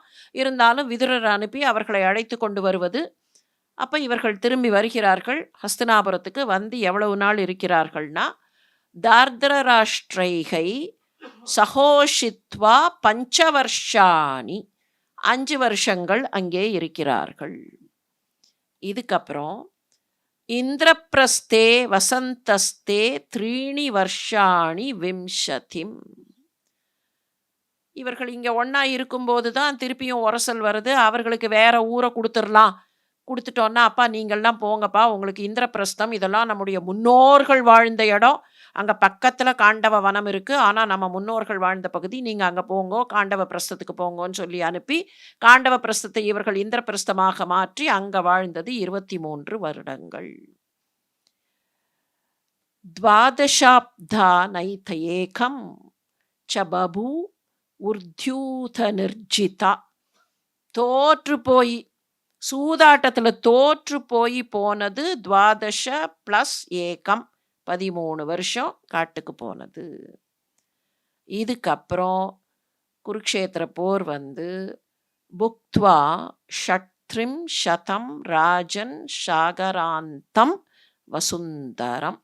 சாகரம் சூழ்ந்த நடுவில் இருக்கிற வசுதாவான பூமியை ஷட்ரிம்ஷதம் 36 ஆண்டுகள் ஆட்சி செய்தார்கள். த்ரிம்ஷதி ஷட்ரிம்ஷதி 36 ஆண்டுகள் ஆட்சி செய்தார்கள். இதுக்கப்புறம் மாசைகை ஷட்பிர் மகாத்மானக சர்வே கிருஷ்ண பராயணா ராஜ்யே பரீட்சிதம் ஸ்தாபிய திஷ்டாம் கதிம் அவாப்னுவான். இதுக்கப்புறம் 6 மாசத்துல பரீட்சித்துக்கிட்ட ராஜ்யத்தை கொடுத்து விட்டு அவர்கள் தெய்வ நிலைக்கு உயர்ந்தார்கள். இந்த லிஸ்ட் இருக்கு. இந்த லிஸ்ட்டை வச்சு போட்டு பார்த்தோம்னா 108 வருஷம் யுதிஷ்டிரருக்கு ஆயுள்னு வரும். 108 வருஷம் வரதுல பிரச்சனை இல்லை. நடுவுல கேப்ஸ் இருக்கு. இதுல நடுவுல கேப்ஸ் இருக்கு. இந்த லிஸ்ட் அப்படியே இருக்கு. ஒரு வெர்ஷன்ல, தெற்கத்திய வெர்ஷன்ல இருக்கு, போரியில இல்லை, கும்பகோணம் வெர்ஷன்ல தான் இந்த லிஸ்ட் இருக்கு. ஆனா இந்த லிஸ்ட்லயே 108ங்கிற கணக்கு வந்துடுறது. ஆன்சர் கரெக்டா வந்துடுது. ஆன்சர் கரெக்டான்னு தெரியாது, நாம சொல்லணும் அவ்வளவுதான். ஏன்னா இவர்கள் சண்டைக்கு ப்ரிப்பரேஷனே 1 வருஷம் நடக்கிறது. 13 வருஷம் அஞ்ஞாதவாசம் முடிஞ்சு வந்ததுக்கு அப்புறம் சண்டைக்கு ப்ரிப்பரேஷன் 1 வருஷம். அதுக்கப்புறம் தான் சண்டையே. போய் இவனை கூப்பிட்டு, அவனை கூப்பிட்டு, அவனை கூப்பிட்டு, இவனை கூப்பிட்டு, இதெல்லாம் கூப்பிட்டதுக்கப்புறம் அந்த 1 இயர் இங்க நடுவுல வரல. அந்த மாதிரி நெறைய கேப்ஸ் இதுல இருக்கு. ஏகசக்கர நகரத்தில் 6 மாசம் இருந்தார்கள். பாஞ்சாலர் இல்லத்தில் 1 வருஷம் இருந்தார்கள். That is okay. ஆனா 6 மாசம் அரக்கு மாளிகையிலிருந்து வெளியில் வந்து 6 மாசம். அரக்கு மாளிகையில எவ்வளவு நாள் இருந்தார்கள்? அது வரல. 13 வருஷம் ஹஸ்தினாபுரத்துல இருந்தார்கள். அங்கேருந்து போய் வாரணாவதத்துக்கு போங்கப்பா. வாரணாவதத்துல போய் நீங்க பார்க்க வேண்டியதெல்லாம் நெறைய இருக்கு. பின்னால டீட்டெயில்டா பார்க்க போறோம். ஆனா என்ன நடக்கும் அங்க? இவர்களை எப்படியாவது ஹஸ்தினாபுரத்த விட்டு வெளியேத்தணும். துரியோதனனுக்கு இவர்கள் பக்கத்துல இருந்தா பிடிக்கல. அவன் என்ன பண்றான்? அப்பா எப்படியாவது இவர்கள வெளியேத்தணும். இவர்கள் எங்கேயாவது போகட்டும். எந்த ஊருக்காவது போகட்டும். பார்த்தாலே அவனுக்கு ஆத்திரம். இவர்கள் வேற ஊருக்கு போகும்போது இவர்களை ஏதாவது செய்து அழித்து விடலாம். அதுதான் அவனுடைய பிளான். அப்போ இவர்கள் காதுபட வாரணாசியில இது இருக்கு, அது இருக்கு, இப்படி இருக்கு, அப்படி இருக்கு, அப்படி இருக்குன்னு ஒரு 4 பேர பேச விடுகிறார்கள். பேசும்போது வாரணாசிக்கு போகணுங்கிற ஆசை பாண்டவர்களுக்கு அதிகப்படுகிறது. சரி, இங்க இருந்தா இவன் எப்ப பாரு சண்டை போட்டுண்டே இருக்கான். பீமன தூக்கி தண்ணீல போட்டுப்புட்டான். பீமன கட்டி எங்கெங்கேயோ கடாசிட்டான். அதனால வேண்டாம். அப்படிங்கிற ஒரு பயத்துல யுதிஷ்டிரர் என்ன பண்றார்? நாங்க வாரணாசிக்கு போறோம். வாரணாசிக்கு போனார்களே, அரக்கு மாளிகை கட்டி அங்க அரக்கு மாளிகையில இவர்கள் இருந்தது எவ்வளவு நாள்? அரக்கு மாளிகையை விட்டு வெளியில வந்ததுக்கு அப்புறம் 6 மாசம்னா, அரக்கு மாளிகையில் தங்கி இருந்த நாட்கள். அந்த கணக்கெல்லாம் கொஞ்சம் இங்க வரல. இது எதுக்கு நான் மென்ஷன் பண்றேன்னா, மறுபடியும் இதுக்கு தான். சில இடைச்செருகல்கள் நடுவுல இந்த கதையில் வந்திருக்கும். இப்போ 108 இயர்ஸா, 100 இயர்ஸா, that is not important again. இது ஒரு பெரிய கான்வர்சேஷனாவே வருது. வைசம்பாயனருக்கும் ஜனமேஜயனுக்கும் ஒரு பெரிய கான்வர்சேஷனாவே வருது. எடுத்த எடுப்புல அந்த சாப்டர்ல வருது. இன்ஃபேக்ட் அந்த சாப்டர்ல வருதுங்கிறது முக்கியம் இல்ல. எடிஷனுக்கு எடிஷன் எவ்வளவு டிஃபரன்ஸ் வரும் தெரியுமா சாப்டர்ல? பாண்டுபுத்திரர்கள் பிறந்தார்கள்ங்கிறது ஒரு எடிஷன்ல ஆதி பர்வத்தினுடைய 123வது சாப்டர். இதே இது கும்பகோணம் எடிஷன்ல 133 லெவல்ல வந்துட்டு இருக்கும். கிட்டத்தட்ட ஒரு 10 சாப்டர் வித்தியாசம் வரும். அது இன்க்ரீஸ் ஆயிண்டே போகும். அப்போ அவரவர்கள் இதை படித்த போதும் சிந்தித்த போதும் அவர்களுக்கு தோன்றிய சில விஷயங்களை சேர்த்தார்கள். அதுல நல்லது இருந்தா அதை எடுத்துக்கொள்வதில் தப்பில்ல. ஆஸ் லாங் as சென்ட்ரல் கோருக்கு அகென்ஸ்டா போகாம இருக்கிற வரைக்கும் these numbers or the intricate details don't matter much. எத்தனை ஆண்டுகள் அவர்கள் ஆட்சி செய்தார்கள் அப்படிங்கிறது நமக்கு முக்கியம் இல்லை. நம்ம பாரம்பரியத்திலேயே ஒவ்வொருத்தர் எத்தனை ஆண்டுகள் ஆட்சி செய்தார்கள்ங்கிறதுக்கெல்லாம் சரியான ரெக்கார்ட்ஸ் கிடையாது, சரியான டாக்குமெண்ட்ஸ் கிடையாது. எங்க நமக்கு அந்த ரெக்கார்ட் கிடைக்கும்னா ஒரே ஒரு இடத்துல கிடைக்கும். ஒரு மன்னர் இருக்காருன்னு வச்சுப்போம், ஒரு சக்கரவர்த்தி இருக்கார். அவர் என்னைக்கு ஆட்சிக்கு வந்தார், என்னைக்கு ஆட்சியிலிருந்து போனாருங்கிறதெல்லாம் அவ்வளவு சரியா கிடைக்காது. எங்க அதை நம்ம கண்டுபிடிக்க முடியும்? இன்னைக்கு எப்படி ரீசர்ச் பண்ணி கண்டுபிடிக்கிறோம்னு சொன்னா, இத்தனையாவது ஆட்சி ஆண்டில் இந்த கோவிலுக்கு நிபந்தம் வைத்தேன்னு எழுதியிருப்பார். அப்போ இவருடைய 26வது ஆட்சி ஆண்டுன்னு சொன்னா, இந்த நிபந்தம் கொடுத்தது என்னைக்கு? அதுலேருந்து 26 வருஷம் முன்னால இவர் ஆட்சிக்கு வந்தார். அப்ப இம்பார்ட்டன்ஸ் என்னன்னா, கொடுத்தது தான் இம்பார்ட்டன்ஸா ரெக்கார்ட் பண்ணியிருப்பார்களே தவிர, என்னைக்கு வந்தார்கள்ங்கிறது பெரிய விஷயம் இல்ல. அதனால இந்த சின்ன விஷயங்கள் பல நேரத்துல இந்த விஷயங்கள் நம்மை திசை திருப்புகின்றன. இந்த விஷயங்களெல்லாம் படிச்சுட்டு ஓகே அப்படின்னு முக்கியமான விஷயம் என்னவோ அங்கே போக வேண்டிய ஒரு அவசியம் நமக்கு இருக்கிறது. பாண்டுவுக்கு வினோதமான ஆசை வருகிறது. வசந்த காலம். வசந்த காலத்தில் தன் மனைவியோடு இருக்க வேண்டும் என்று ஆசைப்படுகிறான். மாத்ரியும் அதை மறுக்கவில்லை. அந்த நிலையில் முனிவர்கள் ஏற்கனவே கொடுத்த சாபம் அவனை வீழ்த்துகிறது. அவனை பற்றி கொண்டவளாக மாத்ரியும் கீழே விழுகிறாள். சத்தம் கேட்டு ஓடி வருகிறாள் குந்தியும் மற்ற பிள்ளைகளும். மாத்ரி அங்கேருந்து சொல்றா, நீ மாத்திரம் வா, பிள்ளைகள் அங்கேயே நிறுத்திவிட்டு நீ மாத்திரம் வான்னு சொல்லி குந்தியிடத்தில் விஷயத்தை சொல்லி தான் பாண்டுவோடு இறந்து போகிற முடிவை அவள் எடுக்கிறாள். சொல்லப்போனால் குந்தியும் சொல்றா, நானும் இறந்து போகிறேன்னா இல்லை, பிள்ளைகளை பார்த்து கொள்ள வேண்டும். முனிவர்கள் சொல்லுகிறார்கள், இதெல்லாம் நடந்து அவர்கள் அழுது கொண்டிருக்கும் போது முனிவர்கள் சொல்லுகிறார்கள், நீங்கள் 2 பேருமே இறந்து போக வேண்டாம், நீங்கள் உங்கள் கணவனோடு போக வேண்டாம், பிள்ளைகளை பார்த்து கொண்டு தவ வாழ்க்கை வாழ்வீர்கள், அவர்களுக்கு வழிகாட்டுவீர்கள்னா அதுதான் வேதத்திற்கு ஒப்பானதுன்னு சொல்லுகிறார்கள். ஆனால் மாதிரி நான் தான் இதற்கு காரணம், ஒரு விதத்தில் நான் தடுக்காமல் இருந்து விட்டேன், நான் காரணம், எனவே நான் பாண்டுவோடு இறந்து போகிறேன்னு சொல்லி அவள் இறந்து போகிறாள். முனிவர்கள் அதுக்கப்புறம் இந்த தாயையும் பிள்ளைகளையும் இங்கே தனியாக வைத்து கொள்ளக்கூடாது, பாண்டு இருந்தபோது சரி, பாண்டு இப்போ இல்லாத நிலையில் இவர்கள் காட்டில் வாழ வேண்டாம், நாம் கொண்டு போய் இவர்களை ஹஸ்தினாபுரத்திலேயே சேர்த்து விடுவோம்னு சொல்லி அவர்கள்தான் அழைத்து கொண்டு வருகிறார்கள். அதில் கூட திருப்பியும் இந்த ட்ரிக்கியாக சில விஷயங்கள் வரும். ஒரு வேர்ஷனில் ஒரே கணத்தில் அங்கே வந்து சேர்ந்தார்கள், அவர்கள் நினைத்த மாத்திரத்தில் வர முடியுங்கிறதுனால பாண்டுவின் சடலத்தையும் மாதிரியின் சடலத்தையும் தூக்கி கொண்டு வந்தார்கள்னு இருக்கும். இன்னொன்றுத்தில் எப்படி வரும்னா அஸ்தியை எடுத்து கொண்டு வந்தார்கள், அங்கே எரியூட்டி விட்டு அஸ்தியை மாத்திரம் எடுத்து கொண்டு வந்தார்கள்னு இருக்கும். எப்படியா இருந்தாலும் இவர்கள் கொண்டு வந்து இந்த பிள்ளைகளை ஒப்படைக்கிறார்கள். பீஷ்மர்லேருந்து எல்லாரும் போய், முன்னாலேயே பார்த்தோம் எப்படி போய் அவர்கள் அழைத்து கொண்டு வந்தார்கள், எப்படி திருதராஷ்டிரன் கதறி அழுகிறான் அப்படிங்கிறதெல்லாம் பார்த்தோம். வந்து பாண்டுவுக்கு செய்ய வேண்டிய ஈமக்கடன்களை எல்லாம் செய்கிறார்கள். எல்லா கடமைகளும் நிறைவேறுகிற நிலையில் வியாசர் வருகிறார். முக்கியமான கட்டத்திலெல்லாம் வருவாரா இல்லையா? வியாசர் வந்தார், வந்து நேராக அம்மா கிட்ட வந்தார், சத்தியவதி கிட்ட வந்தார்.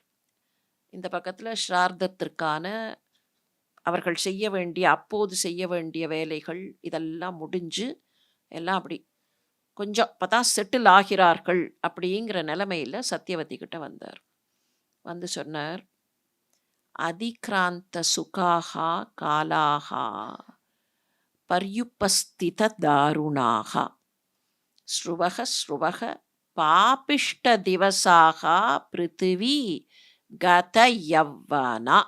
பிருத்திவி கத யவ்வனா, பிருத்திவியின் யவ்வனம் முடிந்து விட்டது, இனிமேல் இது துயரங்களை ஏற்கப் போகிறது, இது சுருக்கங்களை ஏற்கப் போகிறது. உலகம் தன்னுடைய இளமையை தொலைத்து விட்டது. இளமையை தொலைத்து விட்டது, உலகம் தொலைத்து விட்டதுன்னா என்ன அர்த்தம்? ஆற்றலோடு சரியான விதத்தில் செயல்படுகிற தன்மையை உலகம் இழந்து கொண்டு இருக்கிறது. சுகாகா காலாகா கிராந்த. அம்மா, மகிழ்ச்சியான நாட்கள் எல்லாம் போய்விட்டன, இனிமே வரப்போறதெல்லாம் கஷ்டமான நாட்கள். ஸ்ருவக ஸ்ருவக பாபிஷ்ட திவசா, தினம் தினம் பாவம் அதிகப்பட்டு கொண்டே போகும். அதனால் நிச்சயமா இங்க கஷ்டங்கள் வரும். எவ்வளவுலாம் சொல்றார் பாருங்கள். பகுமாயா சமாகீர்ணோ நானாதோஷ சமாகுலக. நிறைய மாயைகள் வரும், நிறைய துன்பங்கள் வரும். நானாதோஷ சமாகுலக, நாலாவிதமான தோஷங்கள் வரும். இதெல்லாம் கஷ்டத்தை கொடுக்கும். லுப்த தர்ம கிரியாச்சாரோ, நல்ல ஆச்சாரங்கள் இருக்கே, தர்ம ஆச்சாரங்கள், அதெல்லாம் போயிடும், அதெல்லாம் காணாமல் போயிடும். கோரக காலோ பவிஷ்யதி, கோரமான காலம் வரப்போகிறது, மோசமான காலம் வரப்போகிறது. அதே மாதிரிமா குருணாம் அனயாச்சாபி பிருத்வி ந பவிஷ்யதி. குருவம்சத்தை சேர்ந்தவர்கள் செய்யக்கூடிய செயல்களால் உலகத்தில் நிறைய அழிவு வரும், உலகமே அழியும். கச்ச துவம், நீ கிளம்புமா, நீ போ. கச்ச துவம் யோகமாஸ்தாய யுக்தா வச தபோவனே. அம்மா, நீ காட்டுக்கு புறப்பட்டு போ, இதையெல்லாம் நீ பார்க்க முடியாது, உனக்கு வருத்தமாக இருக்கும், நீ இங்கேருந்து புறப்படு. காட்டுக்கு புறப்பட்டு அங்கே போய் யோகம் செய்வதை, தியானம் செய்வதை வைத்துக்கொள், காட்டில் போய் யோக தியானத்தில் ஈடுபடு. உன்னுடைய குலம் அழிவதை பார்த்து கொண்டு இருக்காதே. மா திராக்ஷீஸ்துவம் குலஸ்யாஸ்ய கோரம் சம்ஷயம் ஆத்மனக. மொத்தமா அழிய போறது உன்னோட குலம். நீ அதை பார்த்து கொண்டு இருக்காதே. உன்னுடைய குலத்தை சேர்ந்தவர்கள் செய்கிற செயலால் உலகமே அழியப் போகிறது. இத சத்தியவதி கிட்ட சொல்லிட்டு வியாசர் போயிட்டார். எந்த சத்தியவதி? எந்த சத்தியவதிக்கு பிறக்கிற மகன்தான் குருவம்சத்தை ஆள வேண்டும்னு ஆசைப்பட்டு கேட்டார்களோ, அந்த சத்தியவதியின் வம்சத்தை சேர்ந்தவர்களாலேயே குருவம்சத்திற்கு அழிவும் வர இருக்கிறது. அம்மா நீ இங்க இருக்க வேண்டாமா, நீ போ அப்படின்னார். நேரா அம்பிகை கிட்ட வந்தா. அம்பிகை கிட்ட சொல்றா, நான் காட்டுக்கு போகிறேன். உன்னுடைய பேரன்கள் செய்யக்கூடிய செயலால் அழிவு வரப்போகிறது. அம்பிகையினுடைய வம்சம் தானே அது. உன்னுடைய பேரன்கள் செய்யக்கூடிய செயலால் அழிவு வரப்போகிறது. அம்மா உன்னுடைய பேரன்கள் தான் சண்டையிட்டு கொள்ளப் போகிறார்கள்னு கேள்விப்படுறேன். அதனால நான் காட்டுக்கு போகிறேன். புத்திர சோகத்தில் தவித்து கொண்டிருக்கிறாள் அம்பாலிகை. அம்பாலிகையின் மகன்தான் பாண்டு. புத்திர சோகத்தில் இப்போது பாண்டு இறந்து அவள் தவித்து கொண்டிருக்கிறாள். அவளையும் அழைத்து கொண்டு போகிறேன். நீ வருவதானால் நீயும் வா அப்படிங்கிறா. அம்பிகை நானும் வருகிறேன்னு சொல்ல 3 பேருமாக போய் பீஷ்மரிடத்தில் அனுமதி பெற்றுக் கொள்கிறார்கள். அங்கே இருந்து காட்டுக்கு போகிறார்கள். இந்த 3 பேரும் காட்டுக்கு போய்விட இந்த பக்கத்தில் சிக்கல்.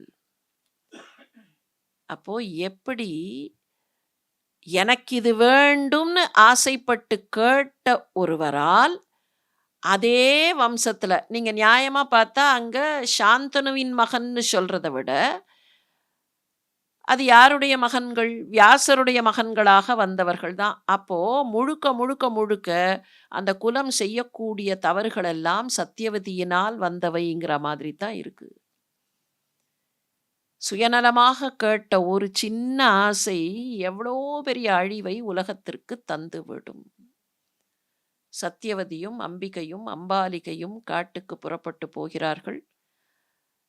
அதுக்கப்புறம் கொஞ்ச நாள் அவர்கள் அங்கே தவம் செய்வார்கள், யோகத்தில் இருப்பார்கள், தியானத்தில் இருப்பார்கள், தங்களுடைய உடலை நீத்து விடுவார்கள்.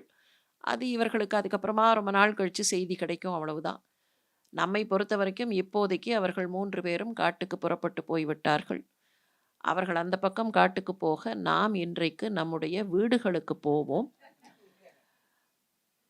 அதுக்கப்புறமா நாளைக்கு மறுபடியும் வந்து ஏற்கனவே காத்து கொண்டிருக்கிறார்கள். பாண்டவர்கள் ஒரு பக்கம், கௌரவர்கள் ஒரு பக்கம். எவ்வளவு தூரத்திற்கு சண்டை போடுவது என்று பார்த்து கொண்டிருக்கிறார்கள். சண்டையை வேடிக்கை பார்ப்பதற்கு நாமும் நாளைக்கு கூடுவோம் என்பதை நினைவுபடுத்தி இன்றைக்கு நிறைவு செய்கிறேன். நன்றி, வணக்கம்.